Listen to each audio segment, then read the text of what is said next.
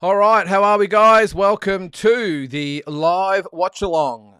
Justice, Huni, Troy, Pilcher. Now, you have to forgive me. I'm running a little bit late. I forgot about this. I got home from work late. I ran in the door. Hope you can hear me, by the way. If you can't, just let me know. And had a quick workout. I've got straight from the gym. Didn't even have a chance to warm down. Straight in the shower, straight in here. So you can probably see I'm still sweating it up, but we'll see how we go. There we go. We've got a good towel there. All right, we've got a few in the chat already. It's good to see. Hopefully we get a few more as we go. Now, not only are we doing the live watch-along, anything that you want to discuss, let me know. Now, actually, I say that I better get the fights up. That might help, wouldn't it? I'm a little bit behind, as I said. So welcome again. This is a little bit impromptu, this one. I wasn't really planning to do a watch-along until, I think it was Monday night. We're discussing the fight, and I thought, why not? We'll do a live watch-along. Can't wait to see, actually, Justice Huni back. So, now I'm not quite sure where we're at the moment. Let me know the results, guys. I might get on, what's the best one? Should I get on BoxRec or maybe Facebook? We'll get on Noonan Boy. He'll be all over this.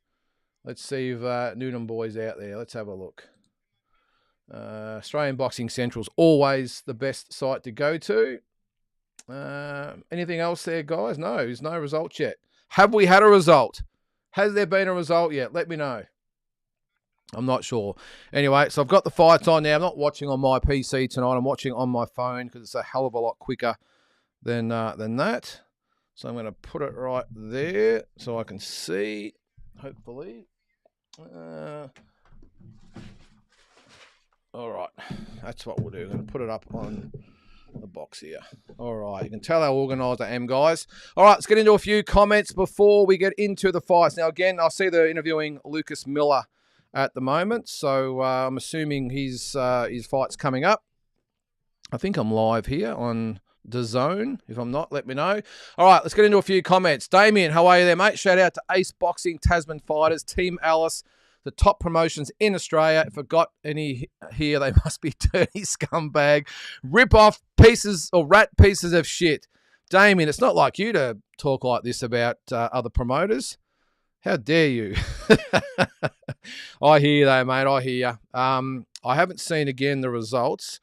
Don't you hate this when you're... Where are we? Oh, there we go. We're back live. A bit of freezing going up there. So forgive me if I am a little bit behind here tonight too, guys. The stream, I might be 30 or 40 seconds behind, so just bear with me. Normally it's longer if I do it on the PC, but I've got it on my phone in front of me, so let's hope there's no dramas tonight. But Damien, tell us how you feel about everything there, mate. What do you got there? Do you see Spencer's out of the Fundora fight? No. Here is a clear path for the Zoo rematch. Come on, let's make it happen. All right. Okay, now, I always check the boxing sites just before I come on, but I didn't. No, hang on. No, I think you've jumped the gun here, mate. Damien, we are live. Let's have a look. All right. There have been rumours. Hang on. Sebastian Fundora has confirmed on social media that his fight with Errol Spence is still happening. There have been rumours that the 34-year-old Spence has retired due to the punishment he took in his 9th round knockout loss to Terence Crawford last July. When asked on Instagram today if Spence is withdrawing, the towering Inferno Fundora said, nah, they're just changing the date.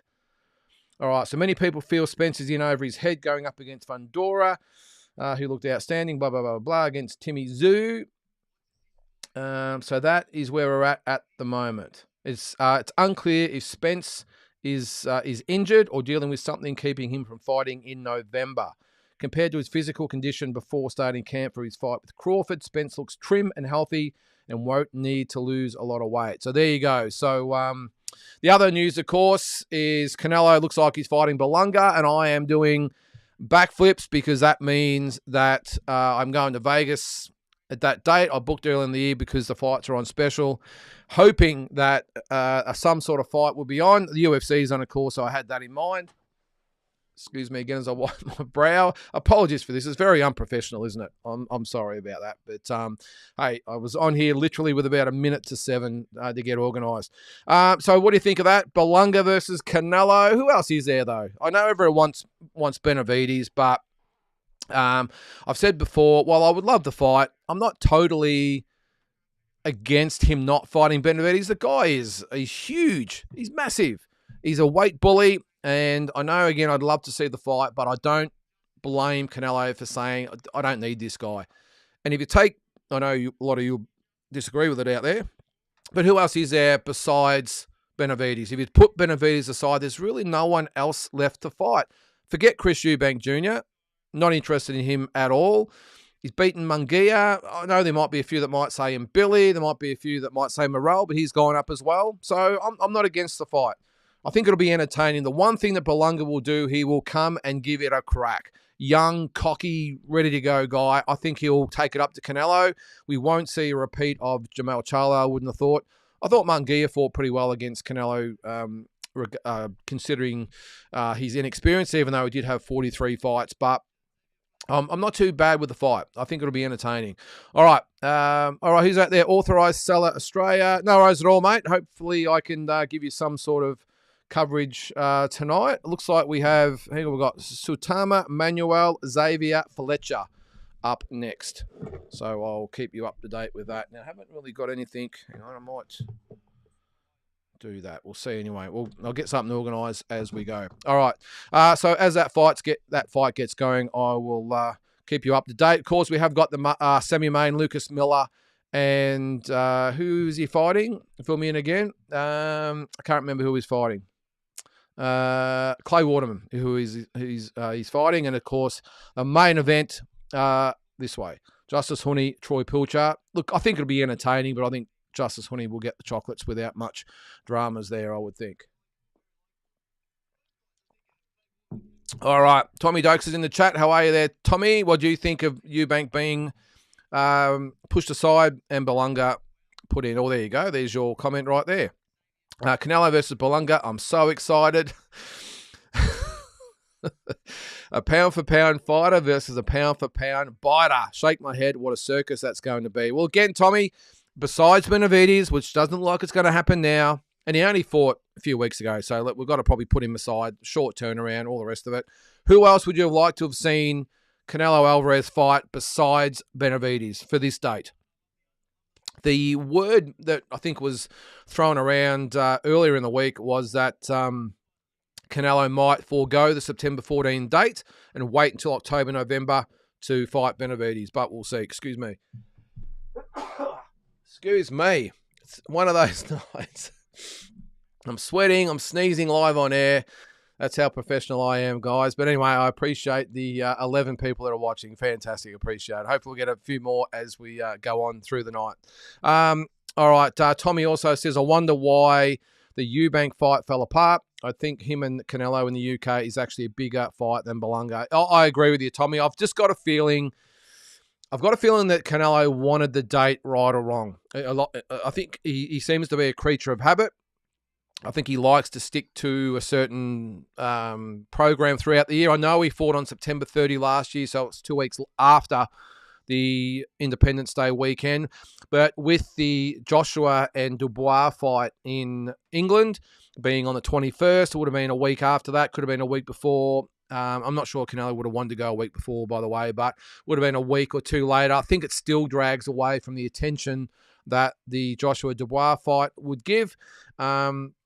So I think he's gone with that aside. He wants to fight in September, and he's just decided to take probably the most ready opponent, which is Belanga. So now I'm sure there's a few people out there that say, well, stuff the creature of habit stuff. Just step aside for a month or two and fight Benavidez. So look, I don't know. Only Canelo's and his team knows that. One thing I do. Well, I don't know because I'm only guessing, but one thing I think I know about Canelo is he's his own man. He'll do whatever the hell he wants and stuff what we think and the promoters think and everyone else thinks and the broadcasters think.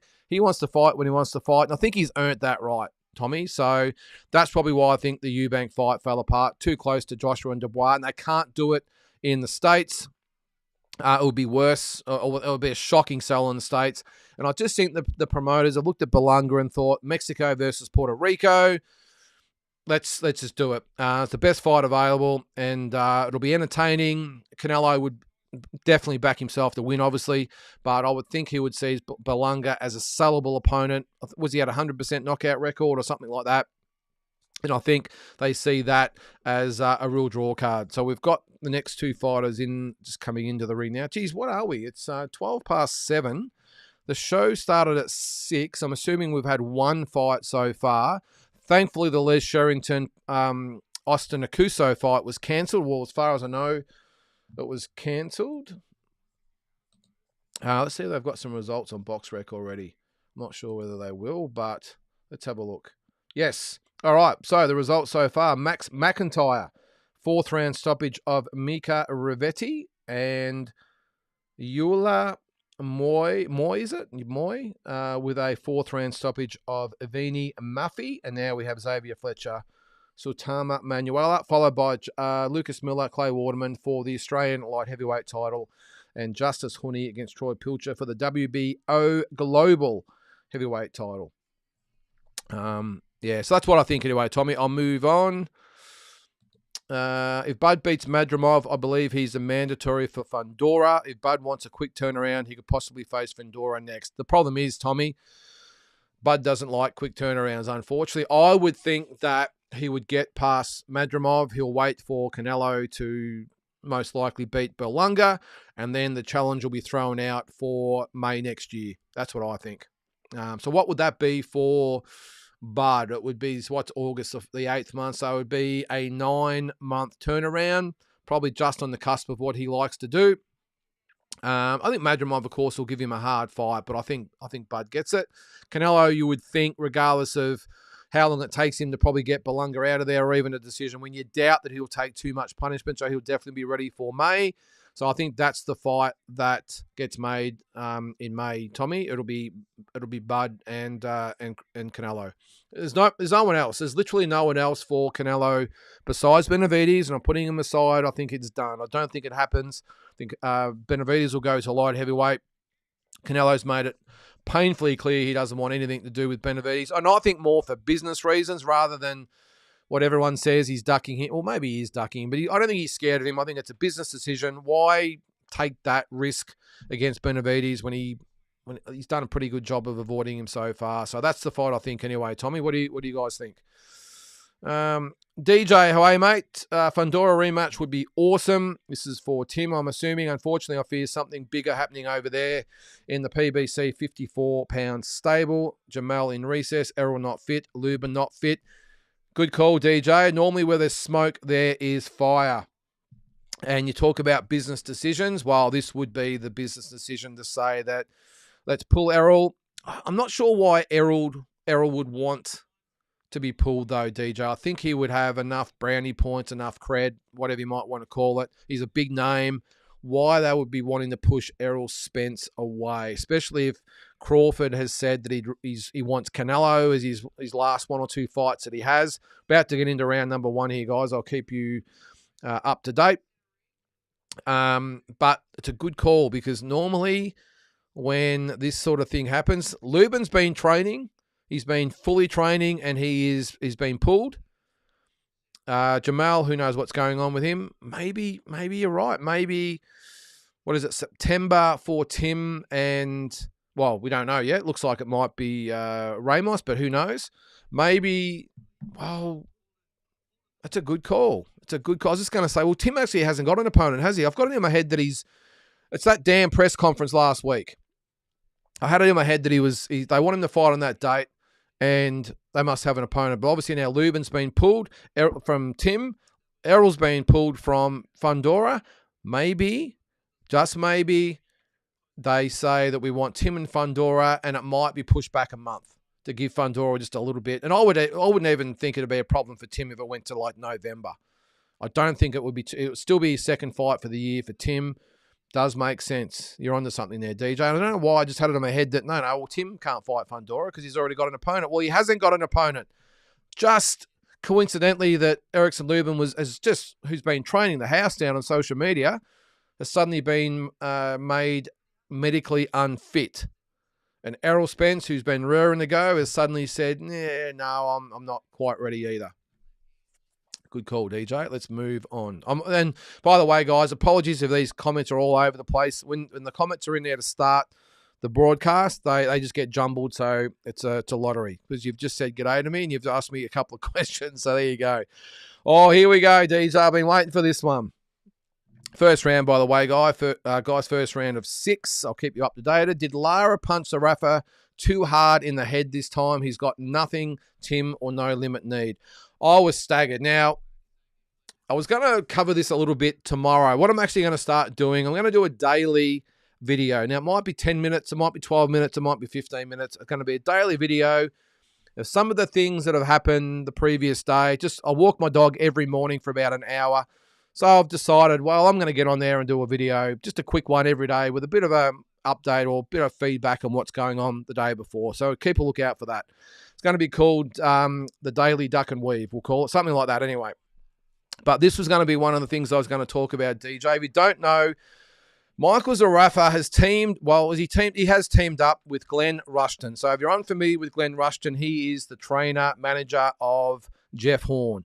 Now, Zarafa and Glenn Rushton have teamed up. Zarafa thinks that Glenn Rushton has a lot to offer him as far as some points, some tips in regards to maybe possibly getting a fight with Nikita and then Tim. Now, let me just backtrack a bit further. Our international viewers, I know there's not many watching, but there's about 20 odd, but I'm sure there's a couple in there from international. I think, Tommy, you're internationally. The issue, well, the funny thing about this, guys, is that I was a co-promoter of Zarafa's fight with Jeff Horn. That was in Bendigo back in 2019. Now, Zarafa was absolutely ruthless in his criticism of Glenn Rushton, right down to his haircut. Now, it was pretty, I won't say it was funny, especially if you're Team Horn or a supporter or Glenn himself, obviously, but Michael Zarafa, and that's probably where this aura sort of started of Zarafa just being the antagonist that everyone loves to hate. And he said that Jeff Horn could have been a good fighter. He was useless because Glenn Rushton was one of the worst trainers in history. He didn't pull Jeff Horn out of fights against Crawford and this, especially the Tim Tszyu fight later on. But as I said, absolutely ruthless in his criticism of Glenn Rushton. Said he was a shit trainer. He was holding Jeff Horn back. He didn't have his best interests at heart. He didn't stop the fights when he was supposed to or should have. And now here we are in 2024, and Michael Zarafa has decided that Glenn Rushton has a lot to offer him as far as his continuing his career. And even though Jeff Horn was absolutely battered by Tim Tszyu, Michael thinks that Glenn Rushton can help him in his pursuit of a fight against first Nikita and then Tim Tszyu. Now, I'll probably preempt this a little bit again. I was going to talk about it tomorrow. I might have to find something else because I'm about to talk about it now. But I just think that, with all due respect to Michael, I think he's being, what's the best word? I'm being kind here, delusional. I don't think I think Nikita's in play. Don't get me wrong. I think Tim Tszyu has absolutely no thoughts, intentions, whatever you want to call it, of ever fighting Michael Zarafa. And I think the response of Glenn Jennings today says a lot in that. It was like Michael with the face palm. First of all, I know Tim's coming off a loss, but it was a respectable loss. I think, especially Aussies, but even over the world over, we all think that result was a 180 degrees different if Tim didn't get cut. Now, we'll never know. I get that. But Michael Zarafa on the same card was absolutely iced in 2 rounds against a 41-year-old champion he was probably expected to beat. Well, a lot of people gave him a good chance to beat. And he was iced. Hasn't had a fight since then. I know he's got Tommy Brown coming up. That still won't be enough, I don't think, to even generate the remote slightest bit of interest in Michael fighting Tim Tszyu. But I think it will 100% go some way to start the wheels in motion of a Nikita Tszyu fight. So I think that's the reason No Limit have signed Zarafa. But, mate, DJ, I've said it a few times, almost spat the cornflakes over the computer screen when I read it. I thought, Michael, what are you doing? Just move on. I don't think the fight's going to happen. So anyway, Michael, if you're in the chat tonight, come back at us and let us know what you think. What are you thinking? Tree Money, did Xavier win tonight? Sorry, Tree Money. It is round number 2. 20 seconds to go in the round. Now, I can't believe the height difference. I'm assuming Xavier Xavier Fletcher is in the purple. He is. And he's, at the moment, literally just punching holes in. And down he goes. As I say that, he drops Soleimani Manuel. So it looks like this will be over in the second round. He does get up, so good on him. Interesting too, the referees have got the Riyadi season logo on their shirts tonight. So, all right, Glenn, how are you, Glenn? Canelo is an absolute disgrace. This is duck of the 21st century so far. Well, I'm just saying again, Glenn, I understand he's ducking Benavides. We've said that. Who else would you have preferred him to fight besides Benavides, but which I don't think, at least in the next 12 months, is going to happen? Let me know who you think. Do you think Clay Waterman? Do you think that Clay Waterman will go the distance? And I think he wins tonight. Tree Money. I think Clay Waterman beats Lucas Miller tonight. Lucas is a warrior. Don't get me wrong. He's 12-6-2, coming off a really good knockout of Matt Sheen. But I think Clay Waterman wins this fight and takes the Australian light heavyweight title. Tree Money. Glenn, you've commented as well. On a different note, Rushton and Zarafa are match made in heaven. I can't believe it, Glenn. Look, what is it with Michael? Is he still with Nonito Donaire? I think he did say something about he's not actually being trained by Glenn. He's just a consultant. Well, I don't know how you would bring Glenn Rushton in as a consultant. Now, I like Glenn, but I'm not sure what he brings to the table. I just don't know. Just in the third round here, guys, we're 30 seconds in, and this looks like it's about to be all over. Good shots being landed and it probably should be stopped now, and that will be it. Referee steps in. We have a third round stoppage. Xavier Fletcher gets the stoppage over Suitama Manuel, who drops to 2-5. Xavier Fletcher improves to 3-0. Looked pretty good too from what I saw there. But I'm with you, Glenn. Jeez. I don't know, mate. What do you say? What do you say? I just don't know. And I like Glenn. He's done a fantastic job with Jeff Horn. But what does he bring to the table with Michael Zarafa? I don't think I've ever seen Michael actually stick with a team, trainer, manager, promoter, whatever, for 2 fights in a row. So, look, I wish him all the best. Again, I'm just not sure what Glenn brings to the table with Michael being able to beat the Zoos, but maybe he knows something we don't know. All right, g'day, Matt. How are you? Couldn't believe my eyes seeing today. Suffering Glenn Rushton partner up. You said it, mate. Who is Belanga's best win? All right, good call. I have no idea there, Casper. I'm not saying he deserves a shot or he's a superstar. I'm just saying who else is there, except maybe and Billy. He's probably the only one I can think of at the moment that would be worthy of a shot at Canelo. Well, let's have a look. The chosen one, 22-0. Oh, sorry, 17 KOs. I think he had his first 16 wins were knockouts. Apologies about that. Coming off the win over McCrory, Jason Quigley. You're going to get me here, Casper. I don't know. McCrory.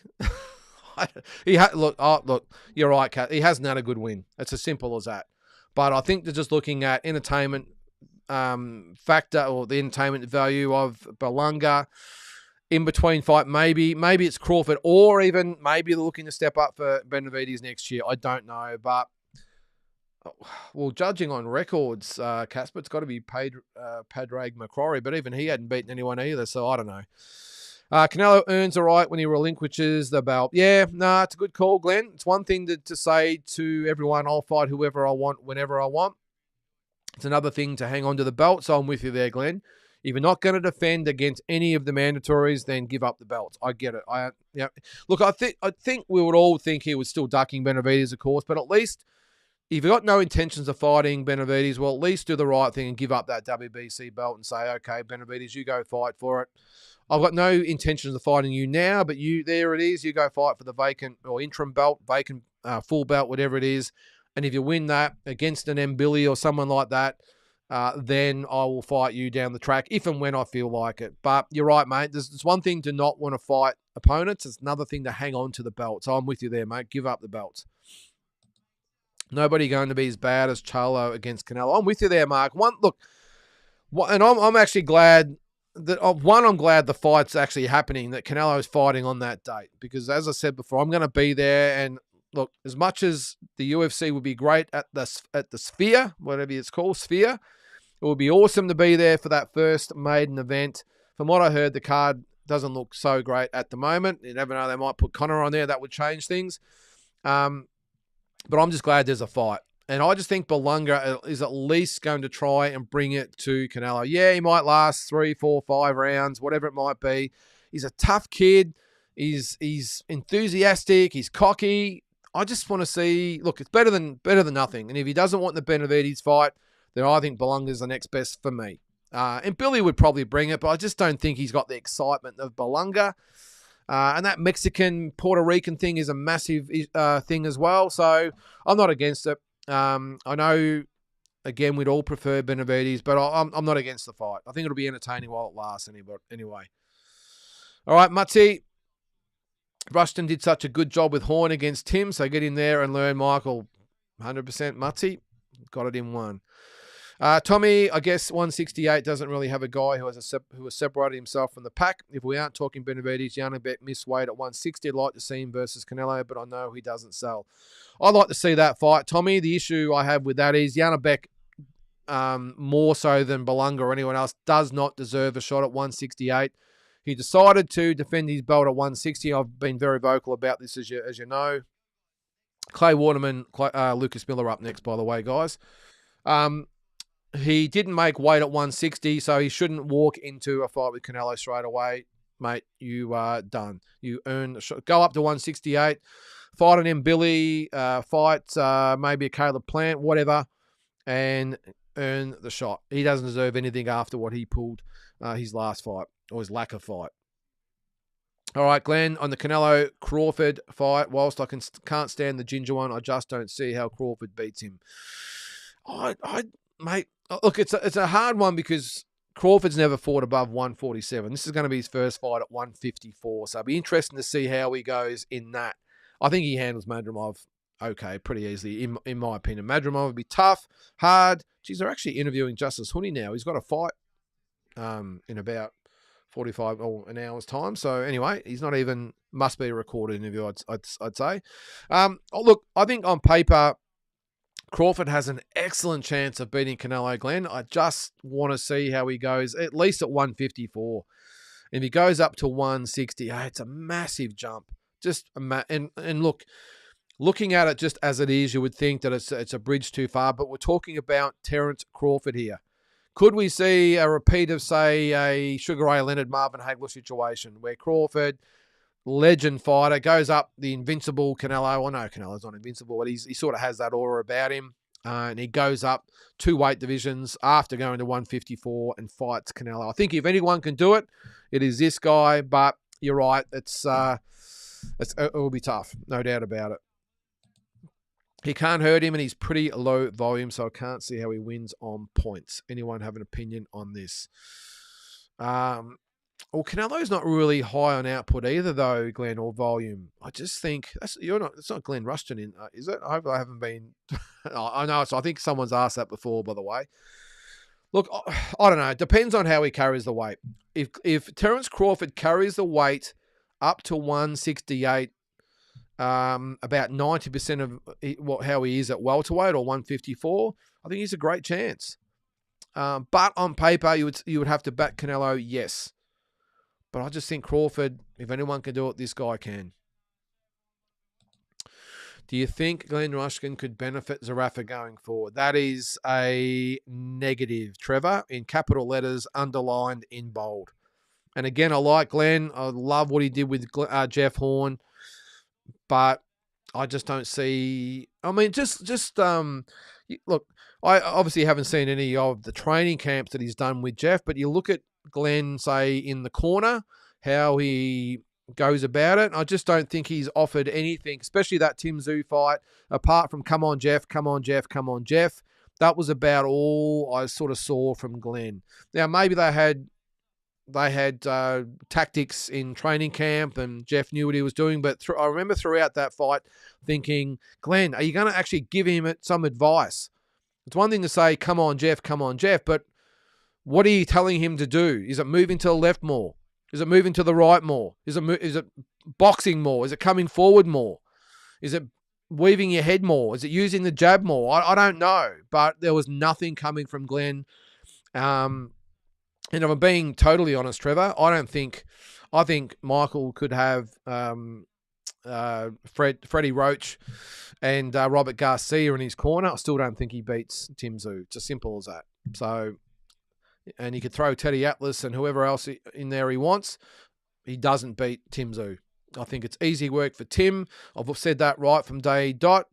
I admire Michael for stepping up and wanting the fight. Don't get me wrong, but I'm just telling it the way it is. That is a easy night's work for Tim Tszyu. And it's as simple as that. And look, again, I don't want to lay the boots into Michael here, but you asked the question. Michael had a great win over Jeff Horn 5 years ago, but was beaten. I know he had Jeff going in the 9th round of the second fight, but apart from that, Jeff won every single round. And since then, apart from knocking out, a 45 or 46-year-old Anthony Mundine and a couple of Fijians and whatever else, and Isaac Hardman, but again, I've said it, I like Isaac, but he's not world-class as far as I'm concerned. He's had no wins that could remotely think he would have a chance against Tim Tszyu. It's as simple as that. So let me know if you think I am wrong.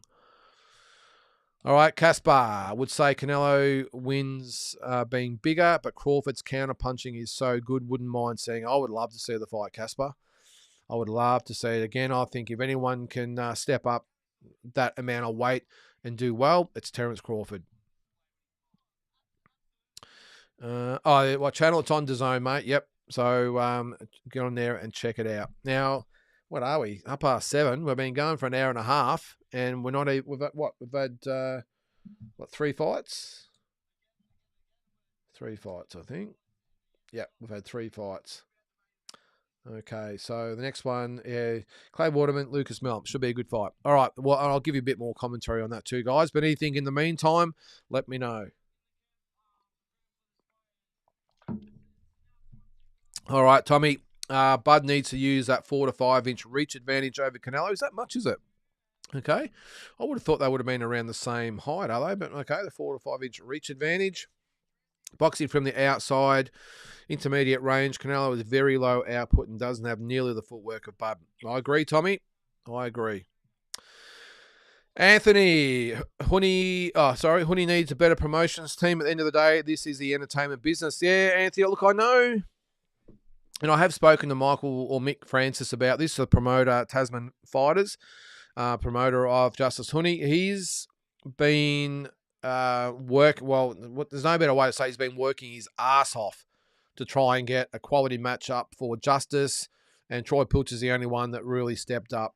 I'm not quite sure what's happening with the Saudis. This is obviously a reality season event, but I know they're being really looking to step him up. There just hasn't been the quality of fighters that are willing to fight him, or maybe those or the fighters that maybe they think he's maybe not ready for it. There's a variety of reasons.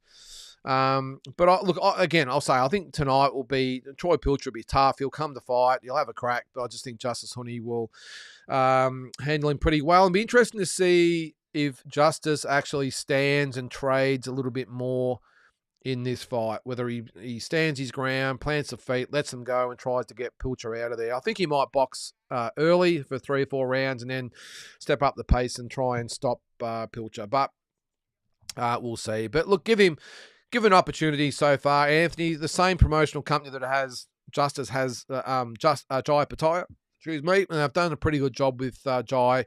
I think the ideal situation would be to get Justice under the umbrella. I know he's with Matchroom, so that's one thing. He's got to keep winning though, of course, because they'll drop you pretty quick. But I just think he needs to get on more of those reality cards, have a few of these type of fights. He's only had 9 fights, remember, and try and get into the heavyweight mix that the Saudis are keen on at the moment. And who knows, it could be the fights against the Joseph Parkers and these types of the world in another year or two time. So it would have been interesting to see if he had a stayed amateur for a little bit and gone to the Olympics this year and maybe raise his profile a bit. But they've made the decision, so we'll see what happens tonight. Hang on, where are we? Huni realistically should get the stoppage tonight if he's a serious contender. I'm with you there, Casper. Horn's gas tank and chin got him as far as he did. Rushton probably got him fit, but I don't know how much. I don't know how much else. I still can't get over the "can you give me another round" speech. Yeah, well, again, Mutsy, Michael Zarafa was super critical of Glenn Rushton for he's not stopping the fight against Tim and even himself as well. And you're right, can you give me another round? I think it was Stephen Edwards, the cut man, I think, that ended up stopping the fight against Tim Tszyu. And we know what Jeff Fennick had to say about it. But again, I just don't know what Glenn brings to the table. He got every little bit out of Jeff Horn that he could. I just don't know what benefit at all he brings to the table for Michael Zarafa I don't think Michael gets the shot against Tim Tszyu. I think Tim will go back into that. I think he just needs one win, by the way, and Tim will be back in that mix of the absolute elite 154s. I just think Michael, he's been released by PBC. That last fight of his contract, they've said, see you later. I think that tells you about as much as you need to know. Michael is not in the thoughts of anyone at world level at this stage. So he can beat all the Tommy Browns in the world that he wants. And even if you beat Nikita, I still don't think they would take him seriously at world level. And as much as Tim might be pissed, I still don't think he would actually fight Michael. Anyway, I suppose we'll see. It'll all pan out and we'll see what happens. There's Andy in the chat. How are you there, mate? Welcome to the watch along. We're just waiting on Clay Waterman and Lucas Miller to enter the ring. The main event you would think would be on around 9 o'clock, I'm probably thinking. All right, Damien, this will be only the second Canelo fight ever I won't be paying for, and it's the last 2 fights. I think he's definitely at that stage of his career now, never fighting anyone worth a shit again. Could be right there, Damien. Yeah, you could be right. And if that's the decision he's made, then that's fine. But again, I can't remember who said it before. Give up the belts. The WBC belt. Let David Benavidez fight for it. But I've got a feeling what's actually happening now that if it's been made clear that Canelo doesn't want to fight Benavidez, he will just go up to light heavyweight. And what sort of fighter is he at 175? His last fight was not impressive at all. This is interviewing Jai Pataya on here, by the way. Geez, he looks like he's in good nick too. So yeah, does David Benavidez, without that weight advantage that he has at 168, is he the same fighter at 175? Because from what I saw of him in his last fight, I think Bivol handles him easy, and I think Beterbiev actually steamrolls him. So who knows what will happen there? And I think even at light heavyweight, I'd back Morrell against Benavidez. I think he'll carry the weight a lot better. So yeah, it's interesting. But I'm with you there, Dame. And if you don't want to fight the best in the division, we'll give up the belts. Simple as that. Yeah, go fight Jake Paul next and drop the belts. Yep. Don't even joke about that, Damien. Don't even joke about it. 147-pound guy who fights annually isn't beating Canelo. Yeah, good point, Batman. I'll be betting big that night in Canelo. Yeah, look, it's a good call. It's a good call, mate. Sometimes we can maybe get ahead of ourselves and take someone like yourself to put it out in a one-sentence response. And Mutsy agrees. Too big, too strong. All right, Canelo is 5'7" and undersized at 168. Canelo couldn't break his last 4 opponents, no stoppages. Canelo the favourite, but it's a bit more interesting than some people think. Yeah, well, there's another side of the coin. I think I'm with you there. Like, he's 5'7". I think he should be. Look, he's a natural 160. I think, Tommy. I think he only fights at 168, probably for the same reasons that Mayweather and Pacquiao both fought at 147 at the end of their careers. I think both of those guys could have made 140, especially Pacquiao, but I think they just thought, well, mate, rather than at this stage of my career and my age, I'm not going to kill myself to make weight. I'll just match myself very carefully against the right opponents so that I'm not disadvantaged at that weight. And I think Canelo's sort of doing the same thing. But look, let's give Canelo his props, though, guys. And I understand that everyone's a bit pissed about the Benavidez situation. They don't like this fight, but let's just look at his last few years. I mean, I'm just off the top of my head. I mean, Caleb Plant, even Jamal Charlo. You got to remember, Canelo was a 154-pounder. What? How long ago?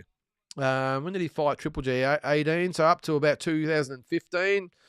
He's done his time at 154. He's a natural 160. Even at I know the Kovalov fight was a bit sus at 175, but Plant and Callum Smith and all these types of guys, even Munguia, young lion. Look, let's not be too harsh on Canelo.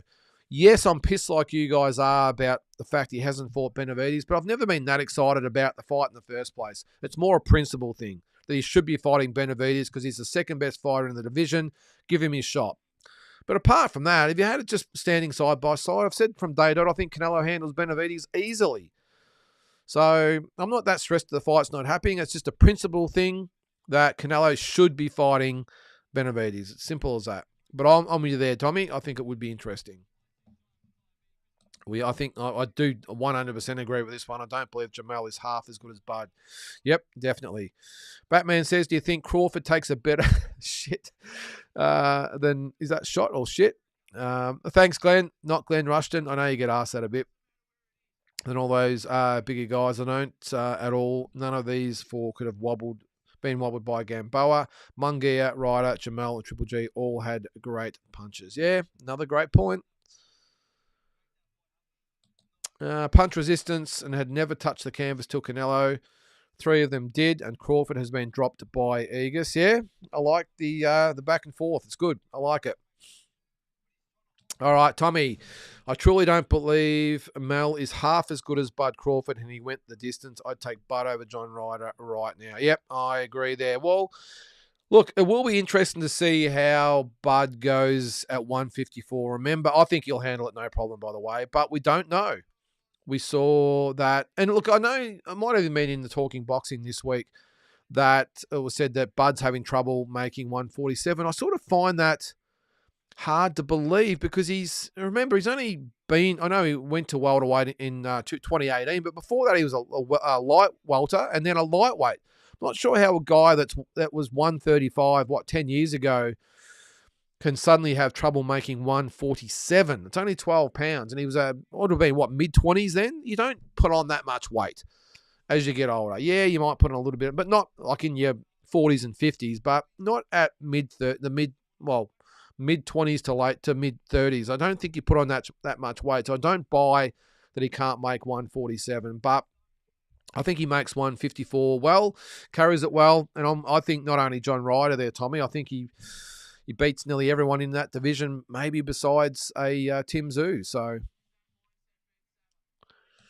Zarafa had his chance to fight Tim in Zoo Castle, but he pulled out for no legitimate reason. Doesn't deserve another opportunity. I'm with you, Anthony. Doesn't deserve an opportunity in my mind either. He had the fight, ready to go. Now, I know, look, one thing I will give Michael, he did get really bad advice, but Michael, you're an adult, mate.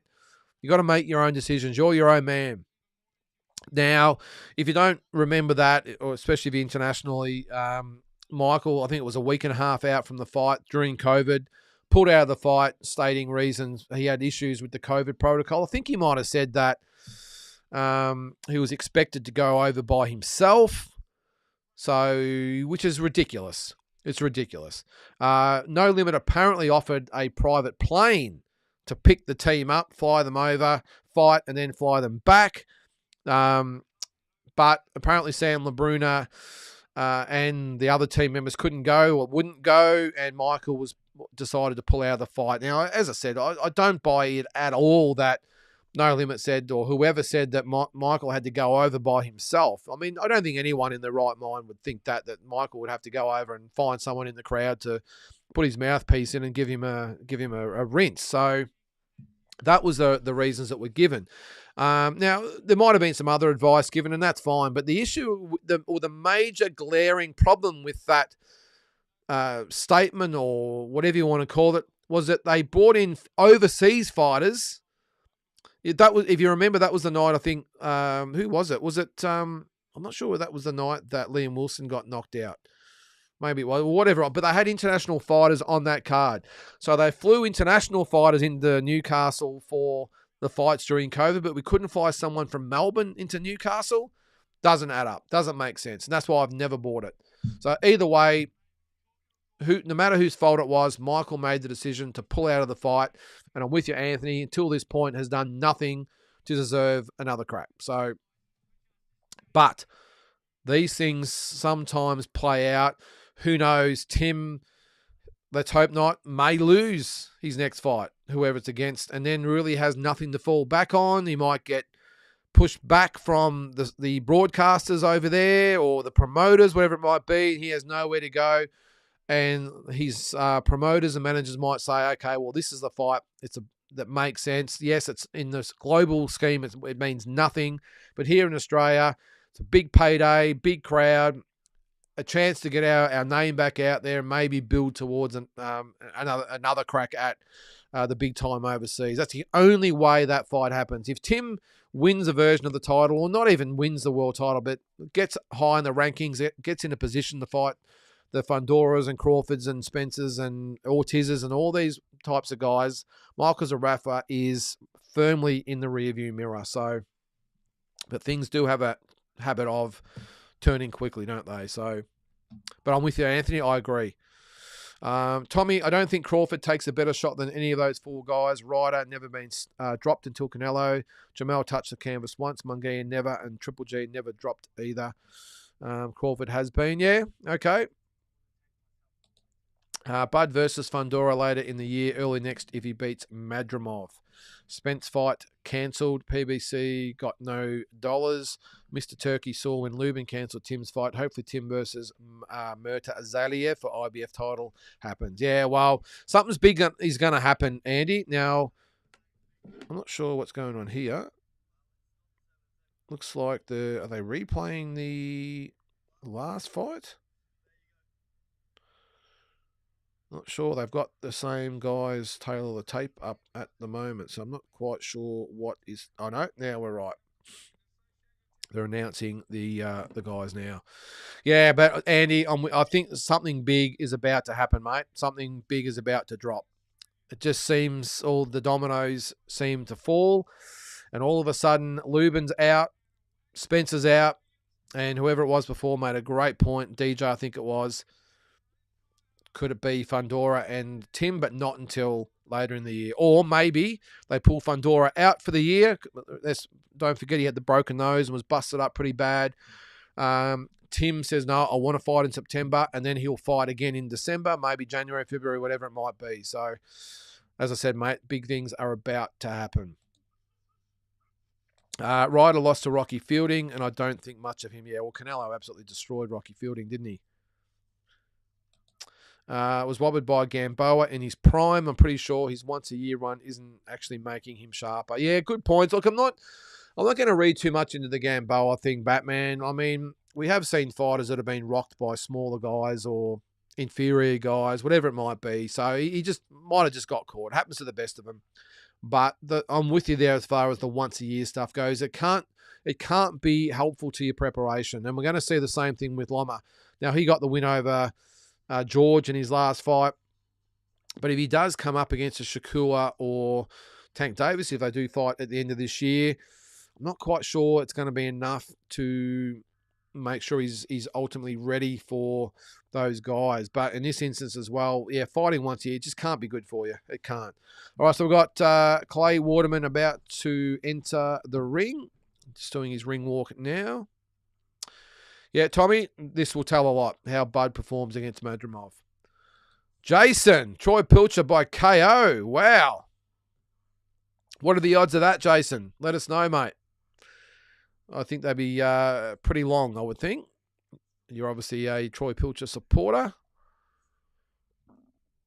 Yeah, Tommy, Cotto's brother did wobble Canelo, but that's probably the only time we've ever seen Canelo wobble. Now, and let's be fair, what was it, 2010, 2011? It's a long time ago, Tommy. So, and Canelo would have been what, early 20s? Let's give him a little bit of a leeway there. Yep, Jason, I heard you there. Batman. Also went 12 and should have beaten Callum Smith, who punches much harder than the 147-pound guys, and Rocky got a gift that night. Yeah. Todd, welcome to the broadcast here, mate. Now, Clay Waterman in the ring. Michael Zarafa doesn't beat Nikita, if you ask me. He's got no hope against Tim. I'm with you, Todd. I think Nikita beats Michael. And I think, not that I think it'll ever get to that. I think Nikita will end it right there and then. I just want to ask the question. And again, I'm not trying to beat down Michael here. I just want to ask the question. Apart from, it was a great win over Jeff Horn, 5 years ago. But Jeff Horn again won 9 out of 10 rounds the second time they fought. Take the cut and he had him rocked all that. But the facts are that he won 9 out of the 10 rounds against Michael in the rematch. Now, the Isaac Hardman fight, okay, yeah, it was a good knockout. But again, I'll say I've never considered Isaac really world-class, even though he's one of my favourite Aussie fighters. So who has Michael beaten that gives you the impression that he could beat Nikita, or Tim, let alone Nikita, or the other way around? What gives you the impression he could beat Nikita, let alone Tim, is what I'm trying to say. Because I haven't seen anything so far outside of domestic level type of wins over Jeff and Isaac that would give me any thought that Michael would have a chance against Nikita, let alone Tim. So I think Nikita wins that fight handsomely, and I think Tim stops Michael relatively easy as well. So Rendal Lapur, shout out from the Philippines. How you going there, mate? Thanks for tuning in. We've got Lucas Miller on his way to the ring at the moment to take on Clay Waterman. He was taken on the Marvin Hagler mantra, war. He's got it on the shirts. He had it on his hat. I think Clay Waterman still wins this fight, just my opinion. All right. Still 65 fights deep, not being dropped. Yep. And if he faced the level of Crawford's opposition, he also has 40-0 with all KOs. What's Crawford's record against Canelo's? It's a shit fight, really. Okay, yep. I think Belanga is a garbage fight. Yep. Okay. I think it'll be entertaining anyway, Tommy. I'm just glad, again, there's a fight. I don't care who it's in. Well, if it had been William Skull, I would have been, whatever it cost me in penalties, I would have paid it and not gone. Belanga getting cashed out to Canelo before he loses to anyone else, even half capable. Yeah, it's a good call. I couldn't hear the interview there, Todd. I'm not allowed to turn it up, mate. I won't. If I do, I might get flagged and kicked off. So introducing Clay Waterman, 12-1. Looks in good nick.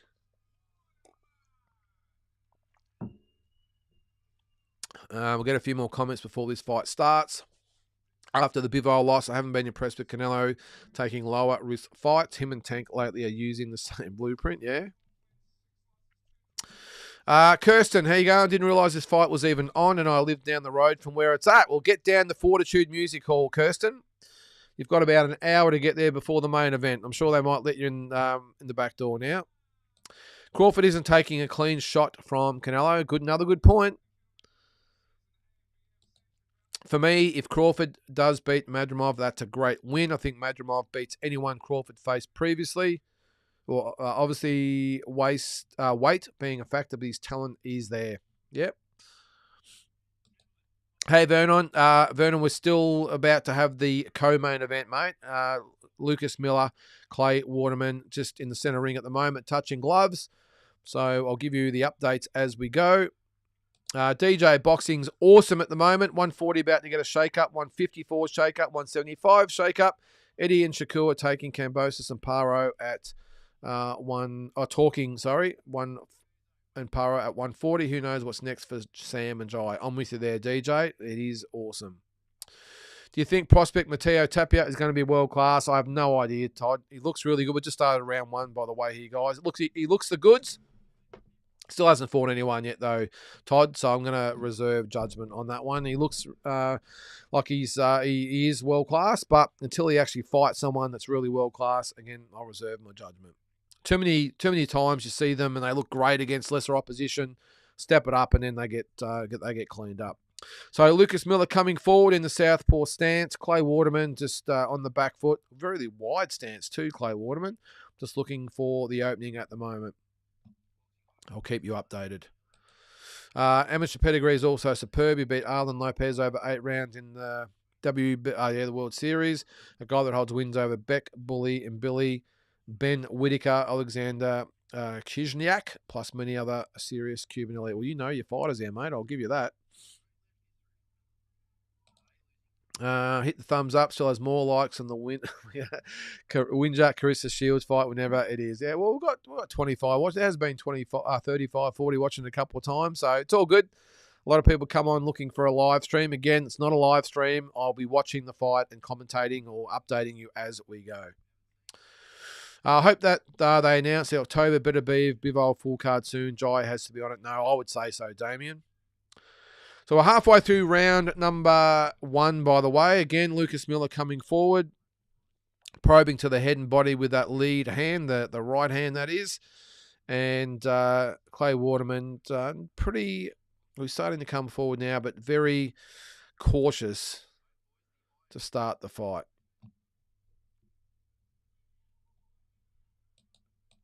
All right, Tommy. Definitely would expect a rehydration clause on Benavidez. Canelo used one on Kovalev, Jacobs fielding, so expect one on David. Bet your ass, Tommy, there would 100% be a rehydration clause. Yeah, not a bad round so far. I think Lucas Miller might just be shading it so far. He's been pretty proactive with that jab. He's jabbing to the head, jabbing to the body. Clay Waterman hasn't really thrown anything of note just yet. He's been throwing that or spearing out that left hand, looking for the opening, but Lucas Miller doing pretty well so far with 30 seconds to go. He needs a good advisor. I've been saying that for years, mate. Michael Zarafa.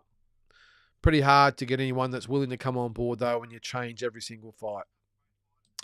Canelo Benavidez would have, could have, should have happened, but didn't. Canelo versus Belanga, next best thing at super middleweight. Happening next. Benavidez has his work cut out at light heavyweight. I agree. Legit threats there, especially versus light heavyweight undisputed. Yeah, well, as I said before, Andy, I think better Biev and Bivol make easy work of Benavidez at the moment. End the first round there, by the way. I'm not mad at Benavidez for making the 175-pound decision. He basically cleaned out the 168s anyway. He'll need some time to get used to 174 before any Bivol Benavidez fights. Yeah, it's not a bad call. Has he cleaned out the division, though? Is he any different to Canelo, DJ? He hasn't fought. And Billy, he didn't fight. Did he fight Caleb? Yeah, he fought Smith, didn't he? Or was that someone else I'm thinking of? Anyway, yeah, maybe. Not entirely true, though, is it, with the rehydration? IBF has a check weight, and Jacobs failed it anyway and paid the fine.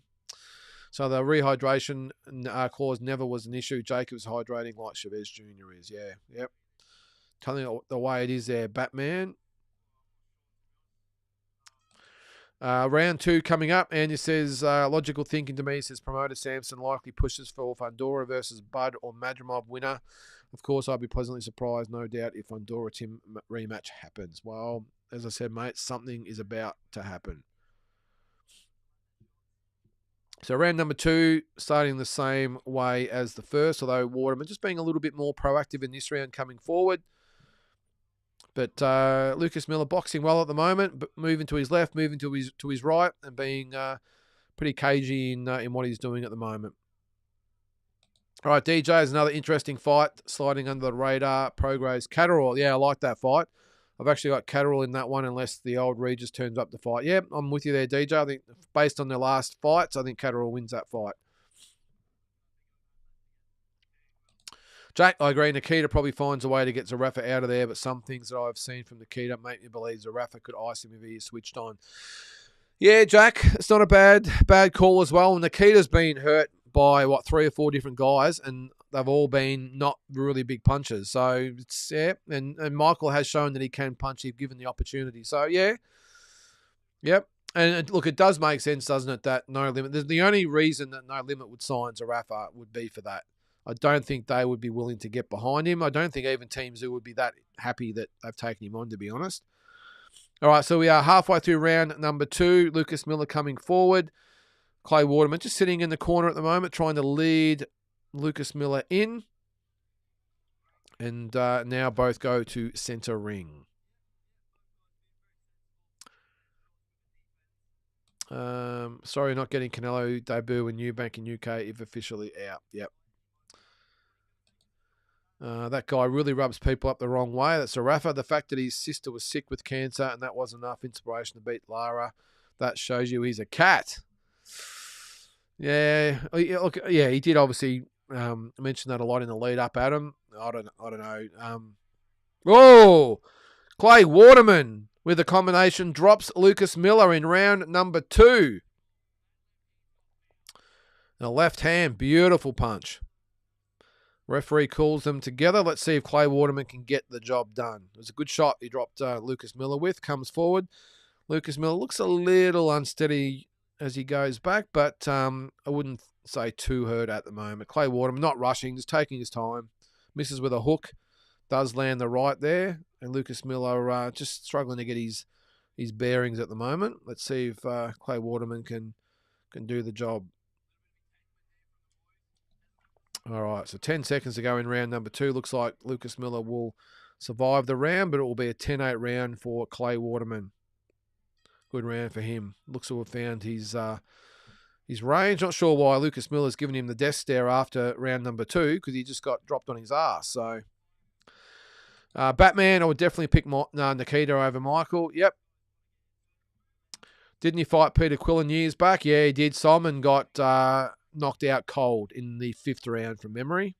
I was actually in New York at the time, Som, and I was at Gleason's gym, and they actually had and we went and saw Peter Quillen train and spar, and had a really good talk to Peter Quillen before that fight, and actually did it wasn't a press conference, I don't think it was. Actually, it might have been, but they had Michael there, and they did the face-off and all that sort of stuff.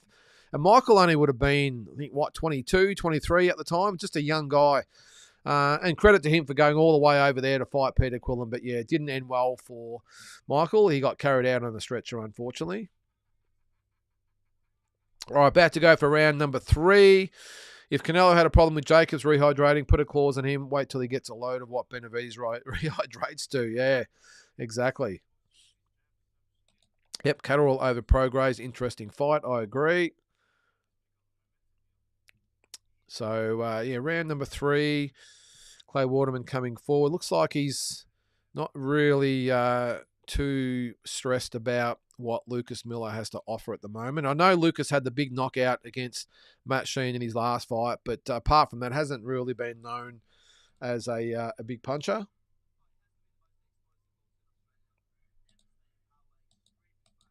I'm just looking at his knockouts. He only had 4 knockouts in 12 fights, 12 wins, Lucas Miller. So he's coming forward. Clay looks like he's definitely looking to pick up the pace against Lucas Miller, who's not really interested in going toe-to-toe at the moment. Eubank priced himself out versus Canelo. Sounds crazy. Eubank missed a huge opportunity if that's true. Doesn't surprise me whatsoever, Andy. If any fighter's going to do it, it's going to be that guy. Negotiating with Canelo? Are you kidding? Just take the fight, mate. Take the fight. Any updates for Huni and Pilcher? We're in the co-main event at the moment, Arendelle. And is Clay Waterman, I think, winning round number 3. He dropped Lucas Miller in the last round and so far doing the job in round number 3.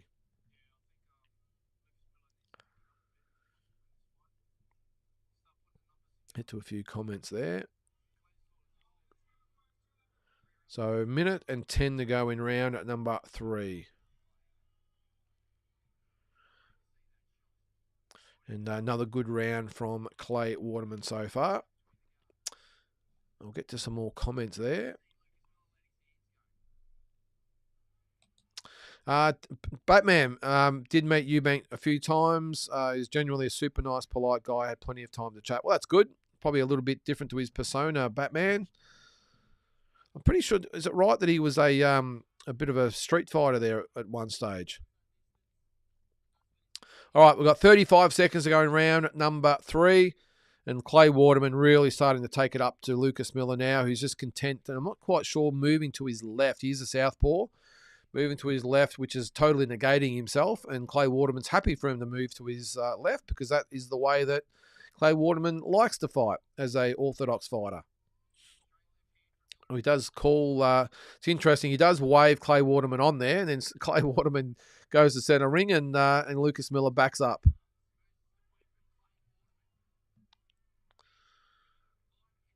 All right, I got a couple of more comments there. No fireworks tonight, and I'm decided on Rayo over Pitbull on points. DJ, I think that ends really badly for Rayo, if I'm being honest. I think Pitbull stops Rayo in about 8 or 9 rounds. Do you think Huni versus Pilcher goes the distance or stoppage? I think Justice Huni by 9th round stoppage. What's that, Batman? Obviously, business is business. And Eubank's dad and son have been difficult to negotiate with in the past. They have been on every platform here. Yep, doesn't make sense to me, Batman. Just take the fight. Still with Batman, was a bit of a Eubank was a bit of a scrapper in the day. Apparently, that's why his dad made him move to the US. Is that right? I didn't know he moved to the US to stay out of trouble and learn to box in Vegas. Yeah, he can fight. It's just unfortunate he's so far just wasted his career, Batman. You know, he showed so much early in his career, and I'm not sure whether Billy Joe Saunders was the reason, but he just hasn't been able to. Yeah, he's never fought for a world title, let alone won one, and we're not counting the WBF here, guys. Well, IBO it might have been. All right, round number 4. We are 30 seconds in. Clay Waterman coming forward. He's being very aggressive with the lead jab. And Lucas Miller, he hasn't really done anything. He's just sort of poking out the lead hand, occasionally throwing the left. But Clay Waterman, I think, is just been pretty much dominant since the first round. And, of course, dropped him in the second round. So, Pitbull, Batman, Pitbull will catch Rayo at some point. Yep, I tend to agree there, mate. All right, so a minute into round number 4. Lucas Miller does throw a couple there, but so far, I mean, just from what I'm seeing at the moment, it just looks like Clay Waterman does not respect Lucas Miller at all. DJ, what's that? It's okay. We think Pitbull, plenty of reasons for it. Sometimes I like to pick an upset. That's good, mate. Well, I hope for your sake you put some money on it and he gets the job done. Either way, mate, I'm looking forward to the fights, the whole card. What is it? Not this weekend, the one after, isn't it? So it's come around really quick. And Clay Waterman really starting to pick it up here. I'm not sure whether he'll get Lucas Miller out of there, or if not, it won't be too late because Lucas Miller is a cagey fighter. But the fact that he's moving to his left when he's a southpaw, willingly moving to the left, by the way. It's not like Clay Waterman's doing it. A nice left hook to the body from Clay Waterman lands. What's that, Andy? Yep, Pitbull cruise over Rayo for me. Pitbull tank rematch still possible. Yep. Yeah, card is stacked there. Batman, which fight are you looking forward to the most?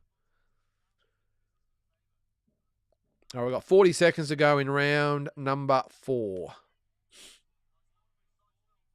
Miller gets warned for using the shoulder. And I think Miller's still a bit buzzed. Yeah, he has been really reactive, hasn't he, Andy, since that second round. And that can happen. It might take a few rounds to really get your bearings back, but better move soon because I think Clay Waterman's probably this will be his 3rd out of 4th plus the 10-8 round. I'll just hear the commentary of that. Is it Rob Scheif there with Benny Sava? So end of round number 4. Another round for Clay Waterman. So I've got 3 rounds to 1 with the 10-8 round. I've got no idea how the judges see it here, but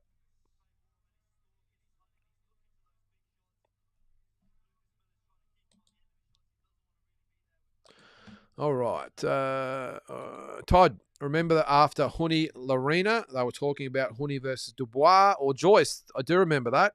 How far off is he from, if ever, from those fights? Keep him away from Moses Ituama. I think he's no, I don't think he's that far off, Todd. I really don't. I think they have shown that they're willing to give young fighters a chance, match them against other young fighters or established guys. I mean, Dubois has obviously gone on to bigger things. So we start round 5 here, by the way. And who knows? It could be Joyce. I'm not sure whether Justice is quite ready for Joyce yet. He's obviously fighting Chisora this weekend. And Todd, I think Joyce stops Chisora. I think he's well and truly finished. Chisora, I think it's just strictly a payday for him. But who knows? Maybe Joyce, maybe they match him up with a Joseph Parker, someone like that. He's already beaten Joseph Parker, hasn't he? And Zhang's beaten him twice, but then Parker beat Zhang. I mean, how do you know these days? But yeah, look, I wouldn't mind seeing Justice have maybe another 3 or 4 fights, and maybe a little bit higher level than this one, and then maybe look at those guys down the track. What's that, Mark? Raya will get KO'd like Punch yesterday. Yeah, I think Pitbull wins that by stoppage, Mark.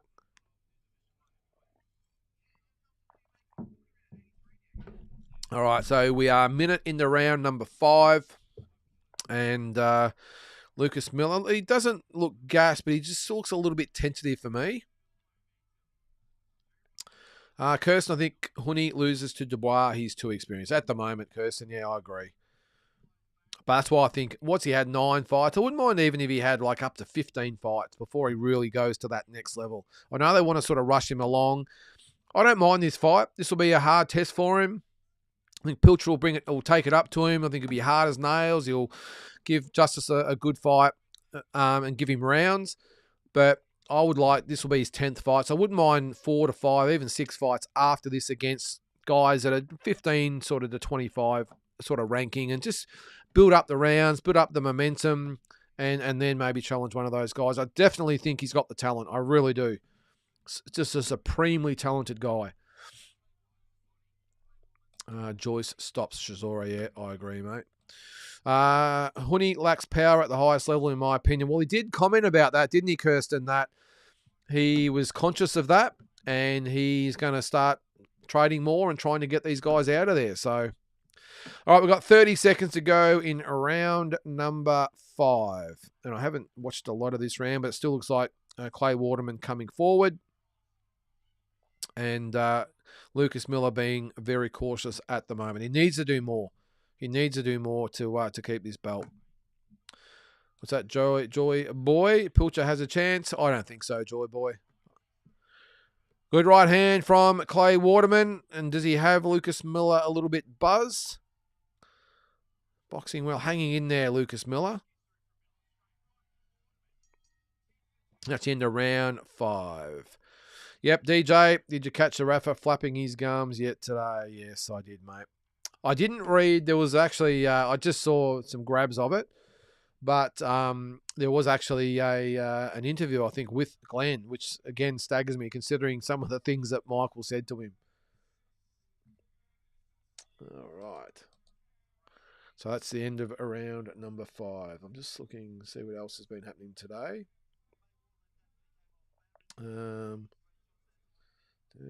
Acres to Koning. Okay. All right, so we're about to go into the second half of the fight. What's that, Todd? I'm keen to see Justice and his new style he's been talking about. Apparently he's sick of going the distance. Well, he needs to probably go away from that amateur mindset of just winning the rounds on points. That seems to be the amateur way. Well, it is the amateur way. But he needs to... Look, it could be fraught with danger. If you're not a natural puncher, I'm not quite sure you can just click the fingers and make yourself into a puncher. Maybe he's got to be maybe a little bit more aggressive. But if you're not a puncher, you're not a puncher. And he has that hand problem. So I'm with you, Todd. I'm keen to see how he manages it. So into round number 6, by the way. Mark says, I don't pay attention to that fool. Nikita will eat him. I tend to agree, Mark. All right, so 30 seconds into round number 6. Clay Waterman coming forward. I don't think so, Joy Boy. I don't think he has a chance. And Clay, I was going to call him Troy Waterman there for a sec. I think Clay Waterman looking very comfortable here. Just cutting off the ring against Lucas Miller, who's just intent at the moment, or content, just to jab, hold, step aside, and pretty much rinse and repeat at the moment. Seems to be a little bit in survival mode, if I'm being honest. Does come forward there, but punches have no conviction at all, and not giving Clay Waterman any issues at all at the moment. What's that, Andy? Fight definitely been going Waterman's way, but only halfway in. We'll see if Waterman slows, but looking good thus far. The issue is, Andy, is that Lucas Miller's not really doing anything to take him out of his comfort zone. He does land a good left hand there, though, Lucas Miller. Tries another one that lands on the gloves. But for a fighter that I'm not quite sure with, he has gone 10, hasn't he, before Clay Waterman? He lost on points in the States. He needs to start picking up the pace and starting to get Clay Waterman out of his comfort zone. At the moment, Clay's been able to fight when he wants to fight, rest when he wants to rest, and you're not going to tire out a guy that can fight the fight at his pace for the whole time. I'm concerned it could bring Justice unstuck. Yeah, well, it could. It could. What's that, Andrew? Wow, this show sucks ass. Okay, there you go. That this show or the show on DAZN, whatever. Okay, if you don't. Oh, there's a good shot from Clay Waterman, and down goes Lucas Miller. Yeah, very interesting hairdo. And I think we might be towards the end of the fight here, guys. Yeah, Troy Waterman, yeah. All right, so 30 seconds to go, round number 6. And Clay Waterman trying to close the show, but Lucas Miller doing his doing well to hang on at the moment. But he's landing some good shots. Lands a lead right hand. Miller covers up. Looks like he will last around, though. We're in the last 10 seconds. Misses a hook. And that is the end of round number 6. Another 10-8 round for Clay Waterman. Doing the job very, very well at the moment. Yep, he does, Andy. Does need a KO. No, I just don't think he's got the power, to be honest, mate. I don't think he's got the power to get it done. Just looking at the replay here. So landed a right hand. And yeah, it's good. It was a straight right. And then it was a delayed effect, actually. Down he went. Drunken Boxing. How you going there, Drunken Boxing? I'm not sure whether you've been on here before, but thanks for tuning in, mate. This is Justice Huni, Troy Pilcher. Up next, this is round number 7 of the co-main. Lucas Miller and Clay Waterman. I'm going to put that there. Oh, no, not going to do that. All right, round number 7. Nice lead, a left hand from Lucas Miller. Hit the mark. I'm going to pick it up a bit here, Lucas Miller. What's that, Todd? Who's your best bet on who will be the more successful at heavyweight in, say, 10 years' time out of Opatai and Huni? Good call there. I think it would have to be Opatai, Todd, but will he make the move to from cruiserweight to heavyweight? Well, we'll see. And Justice Huni, he's not the biggest heavyweight, but it'd be interesting. But if I had to put money on it, I'd probably say Opatai there, Todd. And all of a sudden, I'm not sure who said it before about Miller picking up the pace, but he has. And Clay Waterman looks like he's just feeling the pace a little bit there. He's got a really wide stance, Clay Waterman.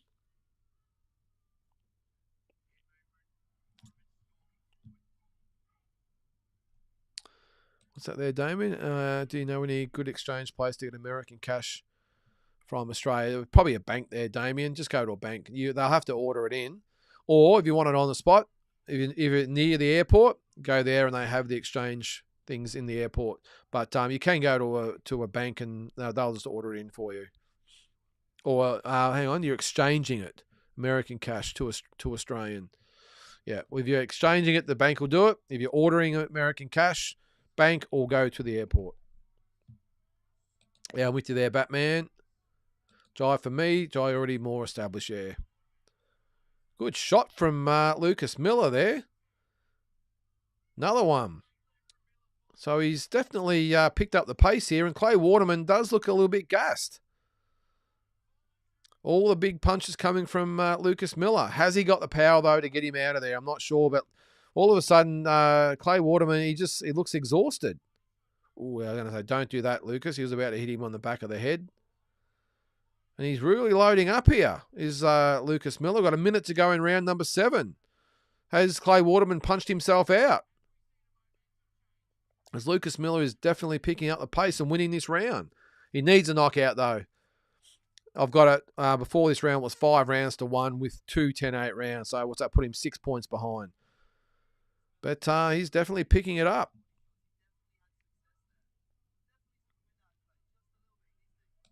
So that Jack Huni has great skills, but in reality, his style is highly specialised for the amateurs. Yeah, good call.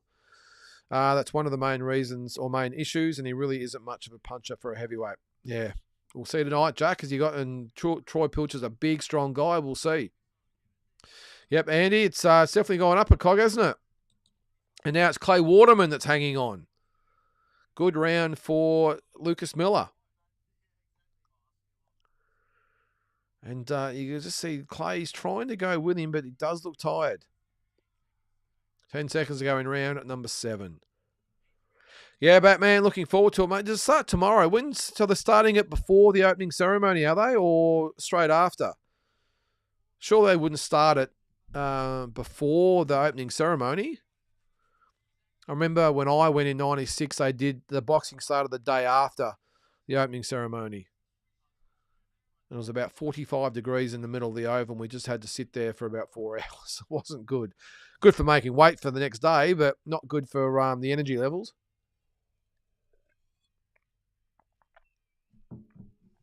All right, a couple of more comments. Thoughts on Pilcher? Big, strong fighter, but limited, if I'm being honest there, Joy Boy. I thought Pilcher was a lot bigger than Huni, but Huni weighs 112, Pilch 104 and taller. Yeah, that's a good point there, Todd. I didn't actually catch the weights. I must admit, although, hang on, Pilcher fought Ronald Quinlan, I think, at cruiserweight, didn't he? So, yeah, maybe he's not a big guy. I'm with you. I thought Pilcher was a monster, or monster. I get in trouble for saying monster. I thought he was a monster, but obviously wrong. This fight is decent back and forth action. Are you watching this, Bat? Oh, it's on DAZN. Of course it is. Of course it is. I think the first bout is tomorrow. Wow, there you go. I'll have to check it out. All right, so round number 8 here. And Clay Waterman looks a little healthier this round. And lands right to the top of the head of Lucas Miller, who's now again moving to his left. And Miller comes back with a nice little left hand. So that Pilcher looks like an Aussie version of Joe the Juggernaut. Joy slow and lumbering. Yeah. Not a bad comparison there. I'm with you there, Jack.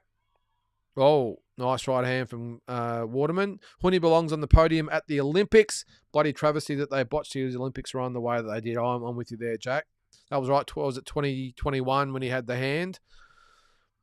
What is he? Still only a young guy. I'm not sure why they just wouldn't have kept him amateur for these games. He could probably fight to his late 30s, so he's got plenty of time. But anyway, they know better. I think I've answered that a couple of times, Joy, but thanks. Big, strong, cumbersome, but limited. All right, we're halfway through round number 8. Nice jab lands from Clay Waterman. He looks like he's picked up the pace in this round. And now all of a sudden it's Lucas Miller who looks a little tired. Don't forget, guys, like and subscribe if you are watching. I always get in trouble. I never say it. So so Andy, is there anywhere in particular I can catch all the Olympic boxing? Get the app, Andy. Well, I think that is the case. Channel 9 should have a boxing app. They did for the Olympics on Channel 7. They should have an app for every single sport, from what I've heard. Well, they did last time anyway. So just maybe look on And Clay Waterman having the better of this round with 45 seconds to go. But yeah, there should be an app there, Andy, that you should be able to watch boxing, or get on the Channel 9 website, and they might even have that on there. You can just watch that, but you will be able to, or you should be able to watch the boxing channel every session, every day, without any other sports interfering, which is unbelievable to think back in the day. I remember being a kid, or even an adult, but mainly a kid, sitting there just watching the screen, just all day and night, waiting for some boxing to come on. And they always only had the Aussies on, which is good. That's all you wanted to see, of course. And they might have one or two finals, and that was it. So thank God for the internet. All right, we're in the last 5 seconds of round number 8. And I think Clay Waterman has won this round. Just a little busier. Jason Gabian, how many % winning chance of Troy? What is it with Troy Pilcher? What percentage of winning? I think he's about a 25% chance of winning, Jason. Maybe even less, 15 to 20%. I think Justice Huni. If you got money, put it on Justice Huni. For anyone else that's asking, Pilcher is a big, strong, lumbering, limited fighter, but he's game and he's tough and he'll have a crack. And he's a 15 to 20% chance of winning. There you go. There's Shamrock. How are you there, mate? What's that? All boxing is in. Oh, is it on Stan as well? Okay, there you go. All right. Well, it might be Stan that are doing the telecast, but you will, as I said, mate, you will be able to get the app or watch it on their website. Did you guys hear after the media workouts for the Crawford Madrimov card, they will have 3 fights, all free and open to the public? Great idea. That's an awesome idea, Batman. It's the Saudis bringing the sport to the people. I remember actually, Batman, we're in the round 9, by the way. I'll keep you updated.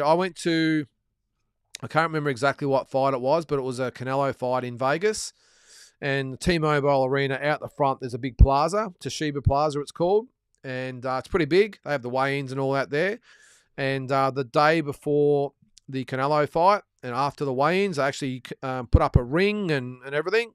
And they had a fight night on. There were no seats. It was just the plaza. They had a ring in the middle, all the lights and judges, all that sort of stuff. But there was no seats, and you could just stand wherever you wanted to. It was awesome, and it was totally free. And they had some pretty good fights on there that night as well. So I love it. All right. So we are 1 minute into round number 9. And Miller, good right hand, he just landed. But I still think Waterman is just getting the better of this. What's this? What size ring is it? Huni style suited to full size ring. I definitely think it's a full size ring, Julian. It looks like a 20. Oh, I'm going to say a 20-footer. It looks like actually might be a 24-footer. It's a big ring. It's a big ring, Julian. There's no small rings here. It's a big ring, full size ring. Oh, is it? No, I think it might be 20 to 22. I reckon. Andy Cruz is still on the Crawford card. I think so. Mutsy, as far as no, I thought he got pulled. There's Ross. How are you, mate? There you go. 9 now. App. Thanks, Ross. Boxing starts on the 27th. Good stuff. So that is a couple of days. So they'll have the opening ceremony tomorrow, I think it is, and then boxing will start the day after, which is what it always has. So, and Lucas Miller now coming forward. He's landing some okay shots here on Clay Waterman, who retreats to the ropes. We've got a minute to go in round number 9. And Lucas Miller starting to, he looks pretty tired to me, but he's starting to let a few go. And Clay Waterman hanging on for dear life at the moment. He needs to get off the ropes, that's for sure. Because Lucas Miller's going to fight to the end, no doubt about that. So thanks for that, Ross. Appreciate it, mate. What's that, Jack? Do you use your boxing in a lot of mass street fights? No, I don't, mate. No, never been one for street fighting, Jack. Definitely one of those people that only use it in self-defense. Not that I ever have since I've retired, which is good. I said, Andy, got to ask what your thoughts on. Thanks, Andy. Big, strong, cumbersome, but game, and you'll have a crack. I think I've said that about 10 times. Thanks, Andy. Don't forget the women's beach volleyball. Yep. Is it true, though? That's the end of round 9, by the way. Is it true they've got, is it skateboarding and surfing? And I must admit, I've barely watched any Olympics since I went, was that 96? That's how many much or how long ago. I remember the Sydney Olympics. I didn't watch any of it. I couldn't because I wasn't there, and I'd retired before that, 2 years before that, and decided not to go for Sydney. So my wife and I, we actually went over to Canada for a holiday, and didn't watch any of the Olympics at all. And I don't think I've watched much since then, to be honest, apart from a few of the boxing finals. That's about it. But as far as just general Olympics goes, no. When I went, actually, I must admit, because we had free tickets to go, whatever we wanted to go to, we could just they laid them out every day in the morning, or you could put in a request. And I must admit, I went to the gymnastics, I went to the track and field, I went to the swimming, just to say I did it. Was I excited? Was I pumped? No. I didn't get to the finals, though. I only went to the heats and that sort of stuff. And that was the year, too, that Kieran Perkins had that unbelievable win from lane 8. And it was also the year... Who else? What happened that year? The bombing happened that year, I remember. I was at that... Where that bombing... We're in the round 10, by the way, guys. Sorry to keep chewing up the time here. But I was actually... the night of the bombing, we were actually there about an hour before that happened, having a few beers, and we ended up taking off. And the bombing happened that night, and we had no mobile phones. I think back then, it's 96, they had just come out. So, of course, we're all out there partying, having a great time, and little did we know that our families back home were panicking because there was obviously a bomb and no one knew what was going on. And I rang home the next day, and I remember my mum not being very happy with me. And I had no idea what even happened. I had to read the papers the next day. So this is a long. It's hard to put your head or get your head around now that there was no mobile phones or internet back then. All right, guys. So a minute into round number 10, and look, both guys been an entertaining fight, but I think so far that Huni decision or KO. I'm going to say stoppage, Jason. Not going to be a KO, I don't think. I think it'll be a stoppage.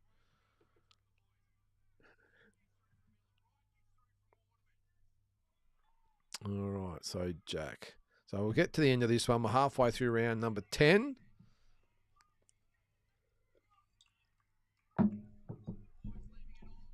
And been a good fight. Really good fight. And I think we're going to have a new light heavyweight Australian champion by the looks of things. But I will give Lucas Miller a lot of credit. He's been okay. He's hung in there. What's that? Just don't ask them. Thanks, DJ. A minute to go, by the way. Yeah, don't ask me. I actually commented on I was reading the paper the other day, and there was a comment about it on there, and I put on there about the if it's got wheels, then check it. And we've got 40 seconds to go here, guys. Looks like we're going to just go to a decision. If you like your podcasts, listen to the sounding board. It's got Craig Hutchison and Damien Barrett. Hutchie owns SEN, and Barrett is a reporter. You know, if you're an AFL follower, you know what I'm talking about. They do a podcast every week, and they do a segment called Craig's Carry On because he's always on the planes, traveling all over the place. He just reminds me of myself, the way I talk. But it's called Craig's Carry On. Some tips, hints, suggestions about when you travel. And also his pet hate. So we're just finishing out round number 10. The bell rings, and we will go to the scorecards. I think Clay Waterman's won this quite handily, I would think. But with the 2 knockdowns, I think it should be unanimous. All right, we'll get to a few comments as we await the decision. Thanks, Jack. I'll let you guys read that one.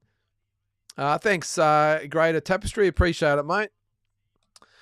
Skate and surf are happening. Should have stayed out of it, silly buggers. I agree. Look, how can they be talking about booting the Olympics? Boxing out of the Olympics, and they're going to have skateboarding and surfing. And is it right to have breakdancing? Surely not. Surely not. They're going to kick boxing out, but have breakdancing into it. It's just ridiculous. What's next? Chess? Karaoke? I don't know. What's next? I just don't understand it. What's that, Julian? Could you please share your boxing career record, pro or amateurs? Never turned pro, Julian. I retired after the Commonwealth Games in 98 and had about 100 fights, just over 100 fights. Don't know my record, sorry, mate. But, went to the Olympics in 96, Commonwealth Games in 98, World titles in 93 and 97, plus a lot of other tournaments, mate. So that's probably it in about 10 seconds. All right, Ross. 3x3. Oh, okay. That sounds 3x3 basketball. So they have normal basketball, I'm assuming, because they've got the dream team and all that stuff. So 3x3. I like that, actually. Breakdancing, BMX, skateboarding. What's sport climbing? So rock climbing? What? Surfing. Where do they have surfing? Surely it's not in Paris. It's not really recognised for its waves in Paris. Where they go to Normandy Beach or something? What happens? Just a few extra sports added in the last couple of Olympics. I don't like it, Ross. I understand it's great for viewership and that sort of stuff. But what was it? What did you say? Sport climbing, breakdancing? That's ridiculous. I see they've got rugby in there as well, which is okay. But the problem is only half the world actually play it. But it's good. It gives us another crack at a gold medal, I suppose. Sorry, Mark. I'll carry on. We'll check it then, Mark. Check the bloody thing. Unless you've got a medical condition where you can't lift something up, check that bag. All right, here we go. Decisions. 97, 91.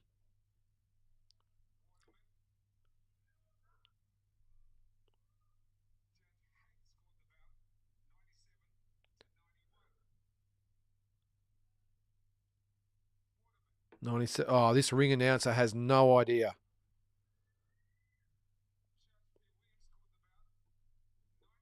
So usually it's going to be unanimous decision, 97, 91. Usually the announcer will say, and the winner, the judge's decision, judge whatever has it 97, 91, judge whatever has it 97, 91, and judge whatever has it 97, 91. All three for the winner, and still new whatever, Clay Waterman. But the announcer has just announced it judge by judge by judge, which is not the way you do it, and totally mucked that up if you ask me.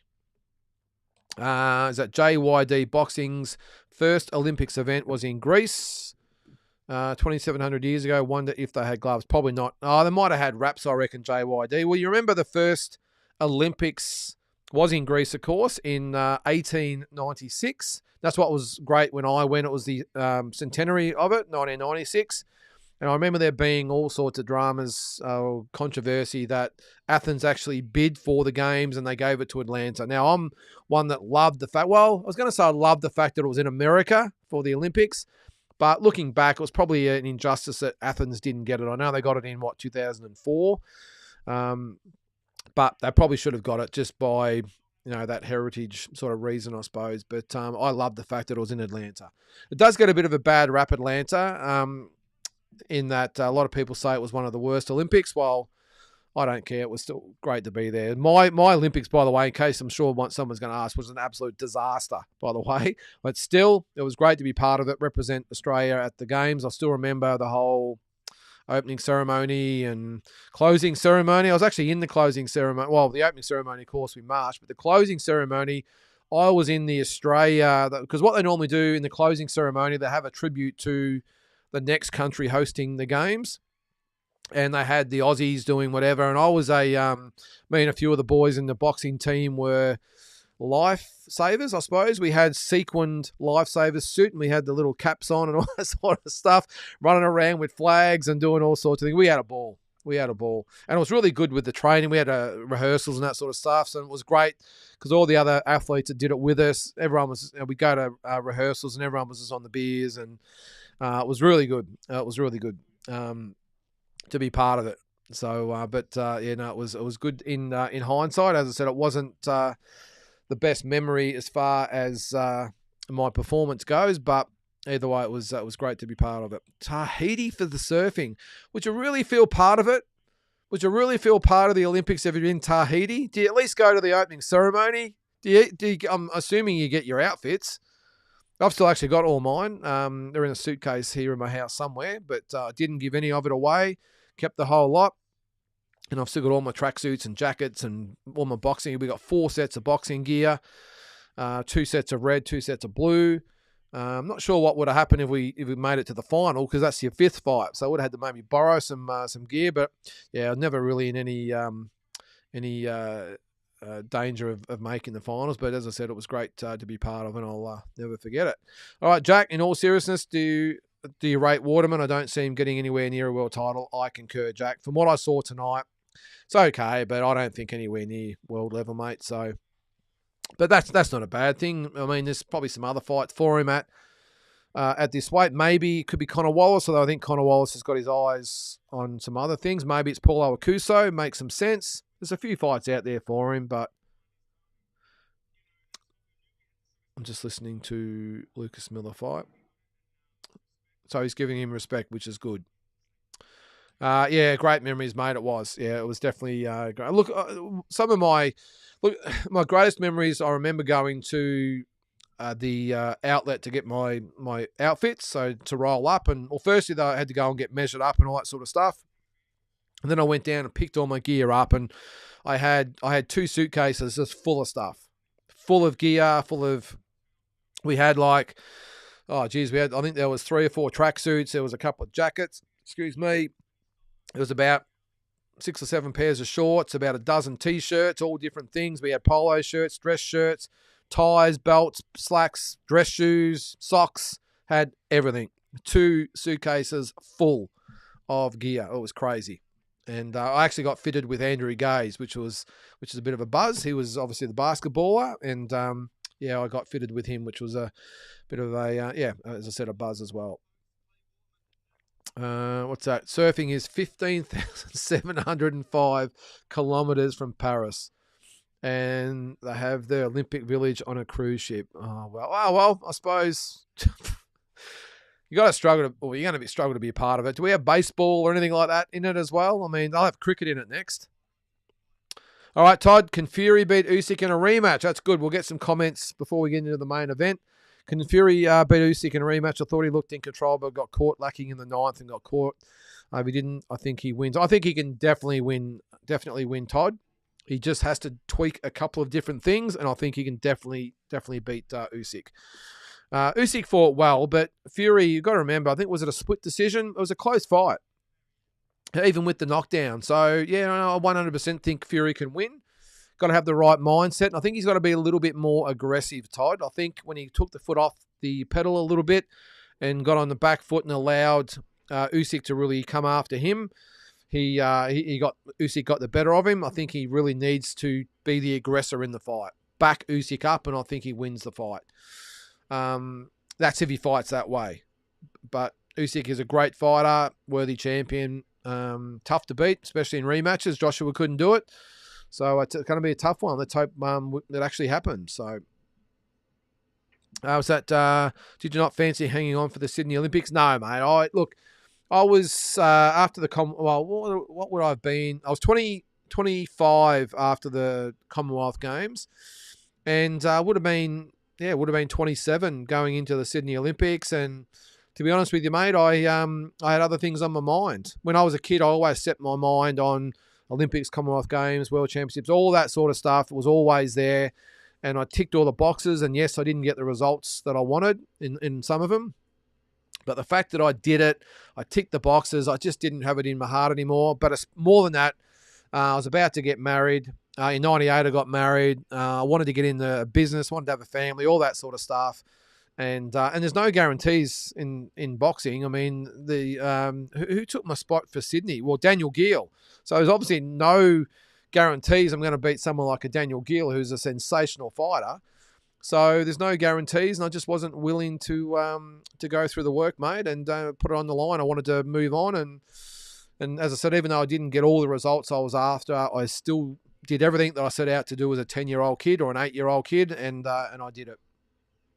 And I have got a bronze medal from the Commonwealth Games around somewhere, but not that really means too much. But the fact I've still got my Olympic gear, I was just going to say my kids will probably. Well, I don't think I've ever actually even showed my kids. There you go.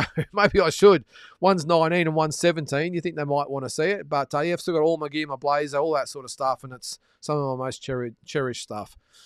All the Commonwealth Games stuff I gave away because it was made by Prospex and it was absolute shit. So I just traded all that with other countries, and I don't even know what I did with it, to be honest. But But that's why JYD, or however you want to pronounce it, because, again, there's no guarantees, and especially with someone like Daniel Gill coming behind you. Great fighter, Daniel Gill.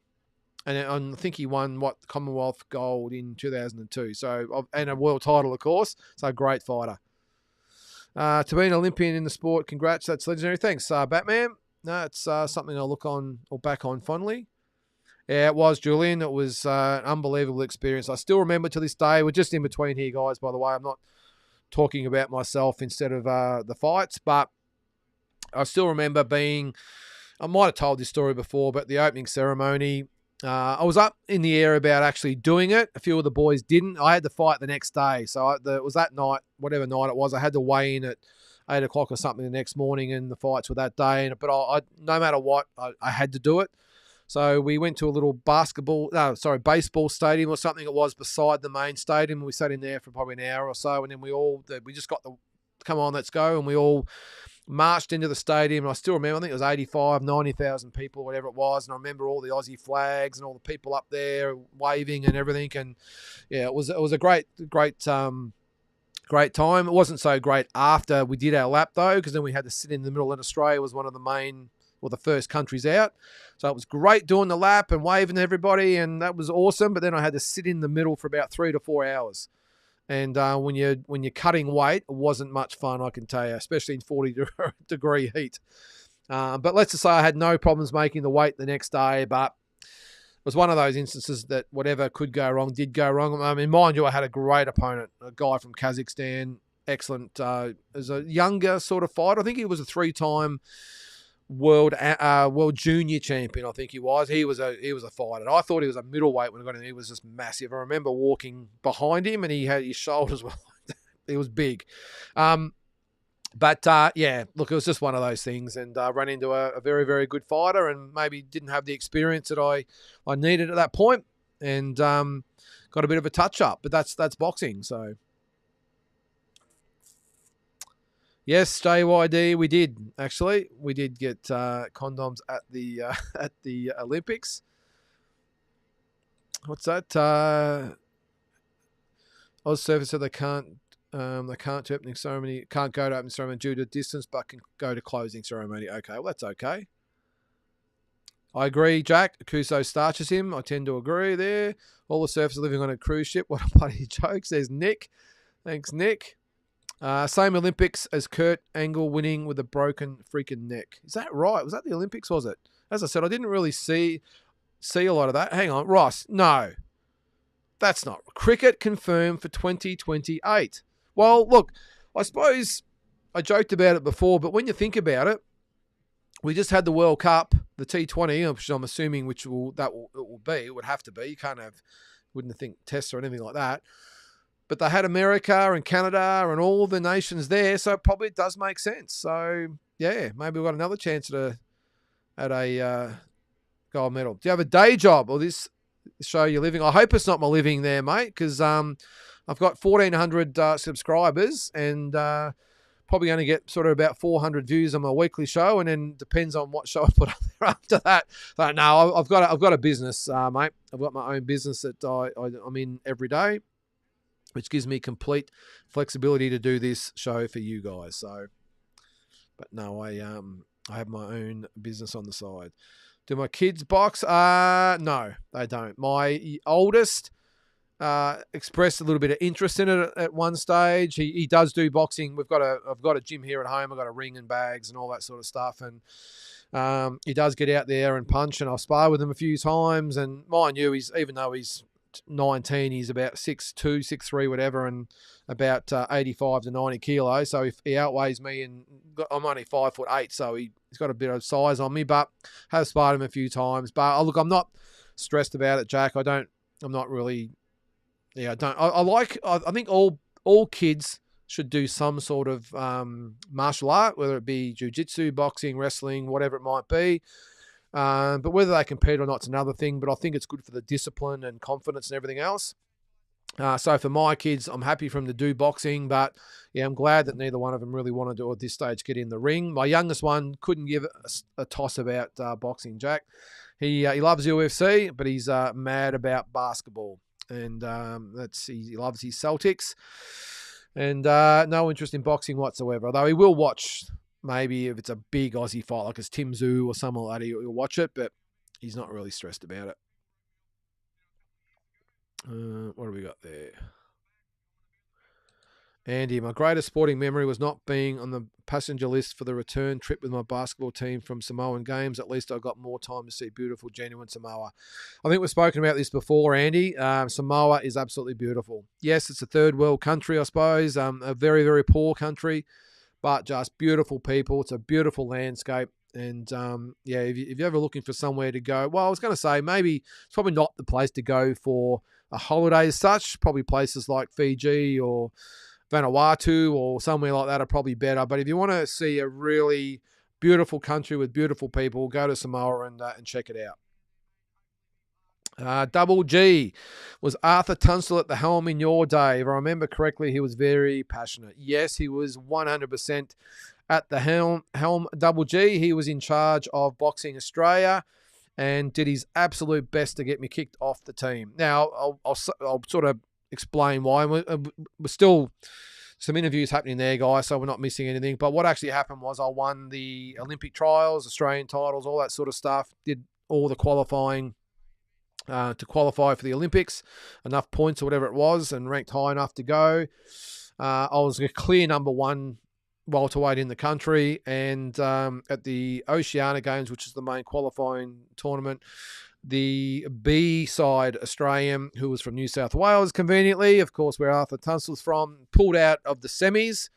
So we didn't actually get the fight for the gold. He pulled out. I fought the guy that he pulled out against and won the gold.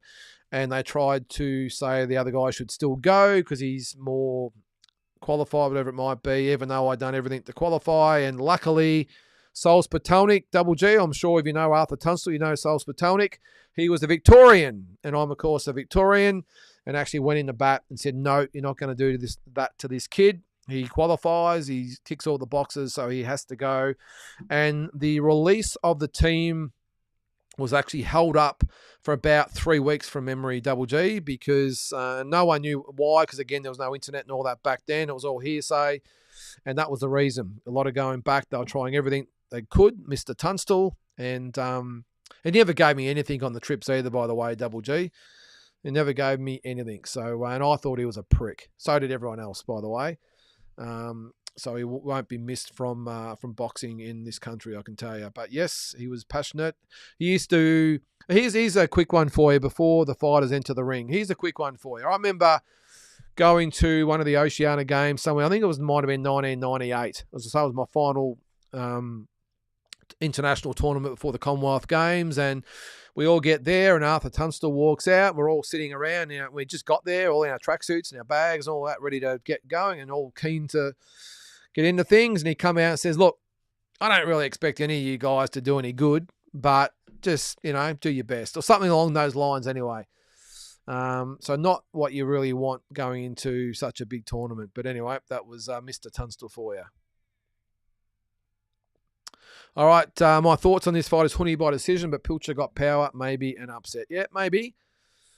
Gets mentioned every Olympics, 300,000 handed out this time. Oh, the condom. Is that right? 300,000. Wow. No worries, Shamrock. Thanks for listening in on that one. What business are you in? I am in the liquor industry, Damien. So we have bottle shops. We've got a few different bottle shops. We're in my own group is called Top Dog Liquor. So we've only got 5 stores. I used to be in a group that was much bigger, and I sold out to my partner and started my own little group. The other group we had about 25 stores in it. We didn't own all the group, all the stores. We owned, I might have had 4 or something, and my partner might have had 3 or 4 as well, and the rest were all licensed out or franchised out. So I sold that, and then now I've got my own one called Top Dog Liquor, mainly in country Victoria. So we'll see what happens down the track. But it allows me to do what I want, which is great. Yeah, me too, mate. Can't wait to see. We've got 12 fighters for the Aussies, so I'm sure I've got a feeling we might win 3 or 4 medals. Not quite sure if we'll get many golds, but I wouldn't be surprised if we get 1, maybe even 2. But I'm thinking 3 to 4 medals. All right, Daniel Gill, great fighter, tried his best against Triple G. He was a legend from Kazakhstan. He certainly is, mate. And also he fought Miguel Cotto, Anthony Mundine, of course, just to name a few. Felix Sturm, of course. And a great guy too, Julian. I was at the, just coming into the ring now, guys. I was actually at the Hall of Fame dinner last year, and Daniel was getting inducted, and a really, really nice guy. Not quite sure he's around the middleweight mark anymore. Looks a little bit heavier, but it happens, doesn't it? Handball. There you go. Okay. Handball. Wow. They also tried cancelling wrestling out of the Olympics. That is a joke, Damien. Sweet Caroline playing on this card, man. I hate this song. I do too, mate. It's not just the boxing. They play it at the football. They play it at pretty much every event these days. France should win handball. What's that? Is the Rocks Terramona there yet? Do you know? Yeah, the big fella. Yeah, he's there, mate. I reckon he'll go close to winning the gold, to be honest, or at least a medal. Pilcher for the knockout. Zach, thanks, mate. Zachary, Rocky Remix. Yep, he's just getting in the ring. Now, while he's doing that, guys, I'm going to go quickly to the bathroom. I'll be back in about a minute and a half. So talk amongst yourselves.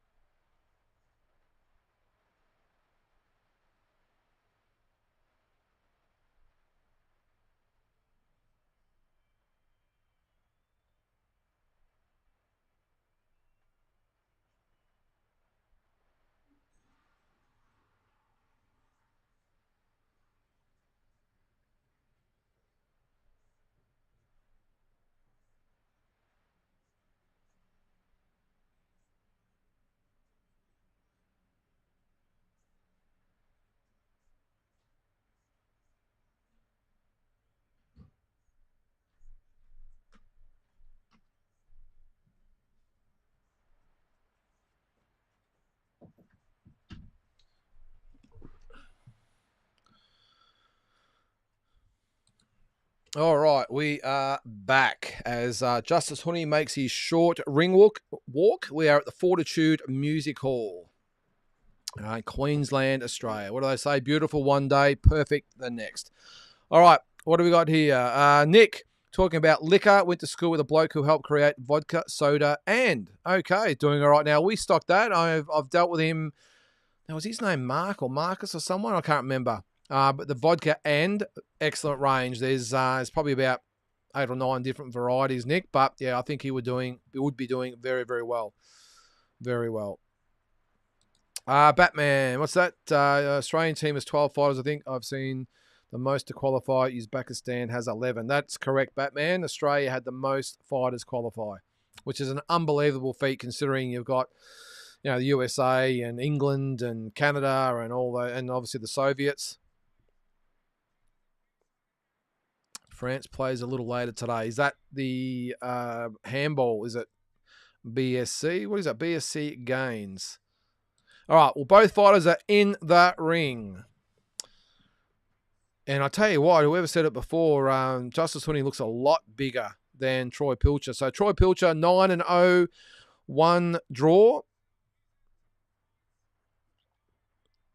Definitely looks confident. He's got Tai Tapia. Sorry, what's his name? Tai Opataya? Tai Opataya's dad, I think he's in the corner. So this guy will be prepared. You can be guaranteed that, which is, again, unusual because Jai and Justice are gym mates or stable mates. Not if he gets the right draw, Zach, I reckon he might win. He might be in the running, but it definitely depends on the draw. Some good fighters out there, the Russians, the Cubans. He could. He got a really good draw last time and then ran into, obviously, Andy Cruz in the semis. But if he can get a good draw, yes, possibly he's in the running. But things would have to go really right for him to, I think, to win gold. Definitely in the medal hunt, but to win gold, as it always is, a lot would have to go right for him. Let's hope that is the case. Would have loved to have seen this guy there, though, Justice Huni. All right, as I introduce Justice Huni, and we go to the center ring. And the referee is Paul Tapley.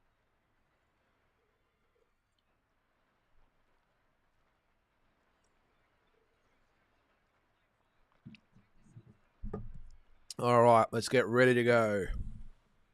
The boys touch gloves. Oh, I'll get that off the screen there. All right, and Justice Huni, surprisingly, is the much bigger man. I just, again, had it in my head that Troy Pilcher was bigger, but here we go. The bell rings, and Troy Pilcher comes out very aggressively.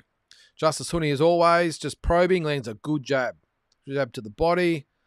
Pilcher misses the right. Well, you can see he definitely wants to set the pace early. Got money on him, Zach. Okay. Well, he started pretty well. I mean, we're only 20 seconds in, but he's come out very aggressively. Let's see if he's just got the technique. That's where I think he's going to really struggle. If he can't get Justice Huni out of there and out-muscle him, I'm just not sure whether he's got the technical ability to be able to beat him. All right, so Justice Huni content just to have a look at Troy Pilcher. Troy Pilcher's coming forward. Nice high guard, but Justice doing a good job of reading him at the moment, tying him up, and negating those inside punches. A little bit of a scrappy start, but Troy Pilcher, he's come to fight. So Justice hasn't really fired a shot. He lands a little sneaky uppercut there in close. And the other thing is, has Troy Pilcher got the stamina to go with Justice? Because we know that Justice will just keep going all night long at this pace. Doing okay so far is Troy, but halfway through round number one, and you can just see that Justice Huni just letting Troy Pilcher, I won't say punch himself out, but just get rid of that early aggression, energy, and then I think once the fight settles down, you'll see him open up a little bit. But just happy at the moment to sit on the ropes, to clinch, to hold, and just get a look at what Troy Pilcher brings to the table. Yeah, not a bad in there, JYD. I think Huni by body shots. So we've got a minute to go in round number one. And the referee warns Huni there for holding.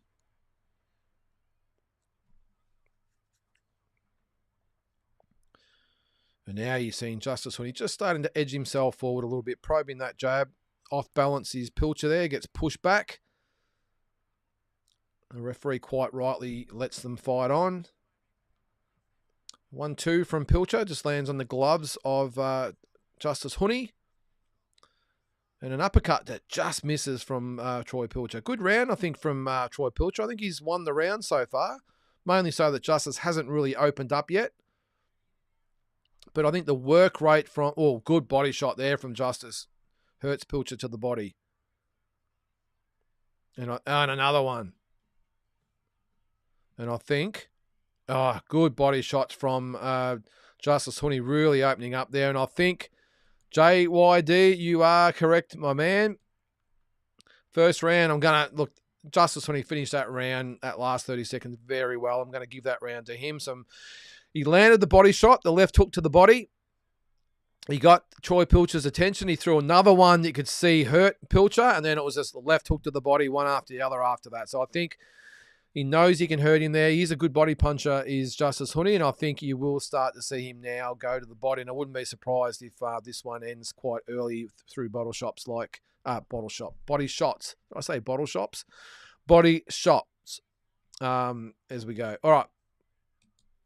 Huni's very quick for a big guy. Pilcher just needs to be smart. Yeah, he's a little bit too aggressive, I thought, Zach. Thought he'd just come after Justice a little bit too much and probably made it a little bit easier for Justice just to time him coming in and on the way out as well. He landed those body shots as he was backing away. So let's see whether he changed his game plan this round. Yeah, he certainly was, Batman. All right, round number 2. And dangerous signs already for Pilcher because Justice Huni looks like he's now decided he's going to take centre ring and Troy Pilcher's going to have to try and push him back. A nice hook lands from Justice Huni and a left hook to the body as well. Troy Pilcher fighting back though. He's definitely having a crack, he's Troy Pilcher. But Justice Huni with those great left hooks to the head and body. Right hand lands from Troy Pilcher, but Justice Huni took it well.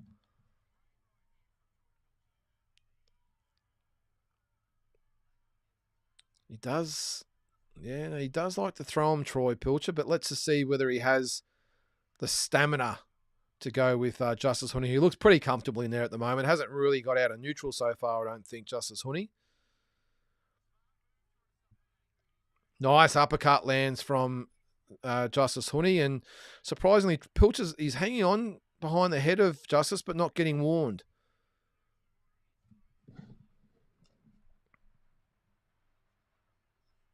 Right hand misses from Justice, but a hook and a right hand does land, and he goes back to the body, and you can see Troy Pilcher wincing as he goes to the body. Really good work, Batman, so far. Justice, I like it. He's being patient. He's not backing away. He's in close, but he's just taking a good left hook to the body from Justice Huni, although he does eat a right hand right there, though. And Pilcher actually hanging on. He looks gassed, and we're just over halfway through the second round. So let's see if he can keep up the pace. Because one thing about Justice Huni, his work rate is exceptionally high for a heavyweight. Especially inexperienced heavyweight. And when Troy Pilcher's already trying to hang on for dear life, and Justice Huni's barely raised a sweat so far, I'm not sure it augurs well for Troy Pilcher as the fight goes on. Might be wrong. Nice body shots and a hook, left hook, and a right hand lands from Justice and Troy Pilcher. Another big right hand, and just Troy Pilcher in the corner. Looks ready to go, and I think he is gone. Body shot followed by a right hand, and the towel comes in, and the fight is over just like that. Justice Huni blows Troy Pilcher away. I can't believe they actually threw the towel in because he hadn't really even been really knocked around in a big way up to that point. Yeah, mate, that's Kevin Lerner. It's fighting for the Bridgerweight title next against, who is it, Richard Okoli? Yeah, brutal KO. It was Casper. And that's it. Hurt him to the body, backed him, it landed a right hand, I think it was, after the left hook, got him to the corner, and then it was just bang, bang, bang all over. Really impressive knockout by Justice Huni. What do I think of Liam Paro? Excellent fighter, Zachary. Excellent fighter, mate. Worthy world champion. Can't wait to see him against the likes of Huni and maybe Garcia, Prograis, or Cattrall maybe, Lopez. Should be great, mate. But a really, great fighter now, isn't he? He's a world champion. So, yep, JYD, that's all she wrote. Looked a little premature. It did, mate, but the corner threw in the towel. So he had no choice but to wave it off. Didn't want to ruin it for anyone. Nice finish. They knew the writing was on the wall. Yeah, I think as soon as Justice started to land just a couple, Troy didn't have the ability to clinch or hold or turn him or anything like that. It was just hang on for dear life. And Justice Huni, bang, bang, like a good fighter does, gets a fighter who's probably 2 or 3 levels below Justice Huni and just got him out of there. So Justice Huni doing exactly what he needed to do. A second round blowout of a fighter, as I said, who's a couple of divisions or levels below what he is. Yeah, he was excellent, mate. That's for sure. Let's go, Troy. It's all over there, Sports Win. He's been knocked out in 2 rounds. 2 rounds there, mate. It is all over. Justice Huni with a second round KO of Troy Pilcher. One-sided. Troy Pilcher started okay. Looked good for about the first 2.5 minutes. Justice Huni picked it up in the last 30 seconds of round number 1. Hurt Troy Pilcher to the body and then started round 2 the same way, finished round 1. And as soon as he got the motor humming, all over. Where is Paro on the Australian pound for pound list? Number 3 for me, Batman. Number 3. I have got Jaya Pattaya 1, Tim Tszyu number 2, Paro 3. Jason Maloney 4. Cambosis number 5. No worries, Zachary. Thanks for tuning in, mate. It's a bit of an early night, but that's the way it goes sometimes, I suppose. Yeah, I hope Paro chases unification. I think he will, mate. I'm hoping the Cambosis fight comes off and then chase the unification. Get the biggest money fights you can. You're not in it for a long time. Yes, okay, you might, if you happen to lose, you might lose the belt, but at least cash in. Get the big money fights while they're there. Yep, second round. Not sure why they matched Huni so lightly. I feel his competition went down from Tapiti. Well, it did, Kirsten, but I said earlier, I did have a conversation with his promoter, Mick Francis, and they were desperate to try and get him someone more I suppose, known and more at Justice's level, but just had no luck getting a fight for him. And credit to Troy Pilcher for taking the fight.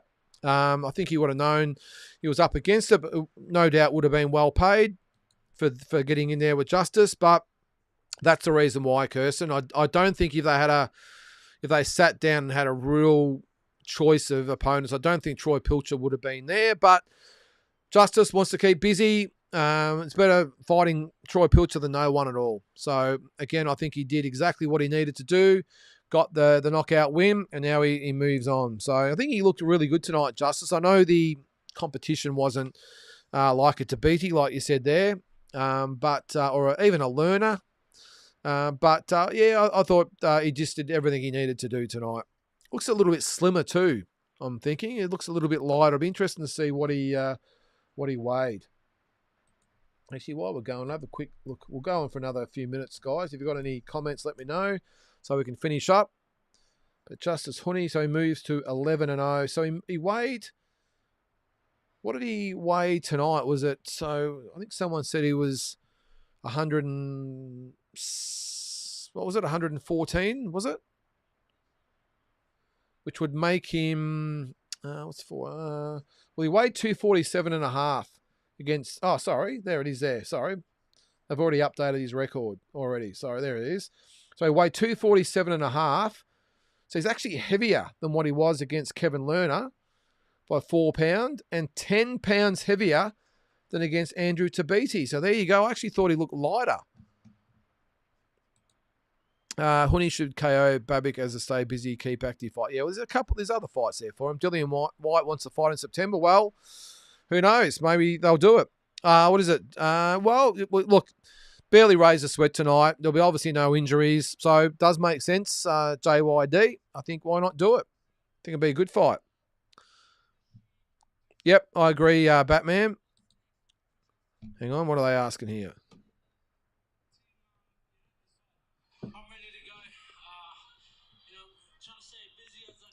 Staying busy.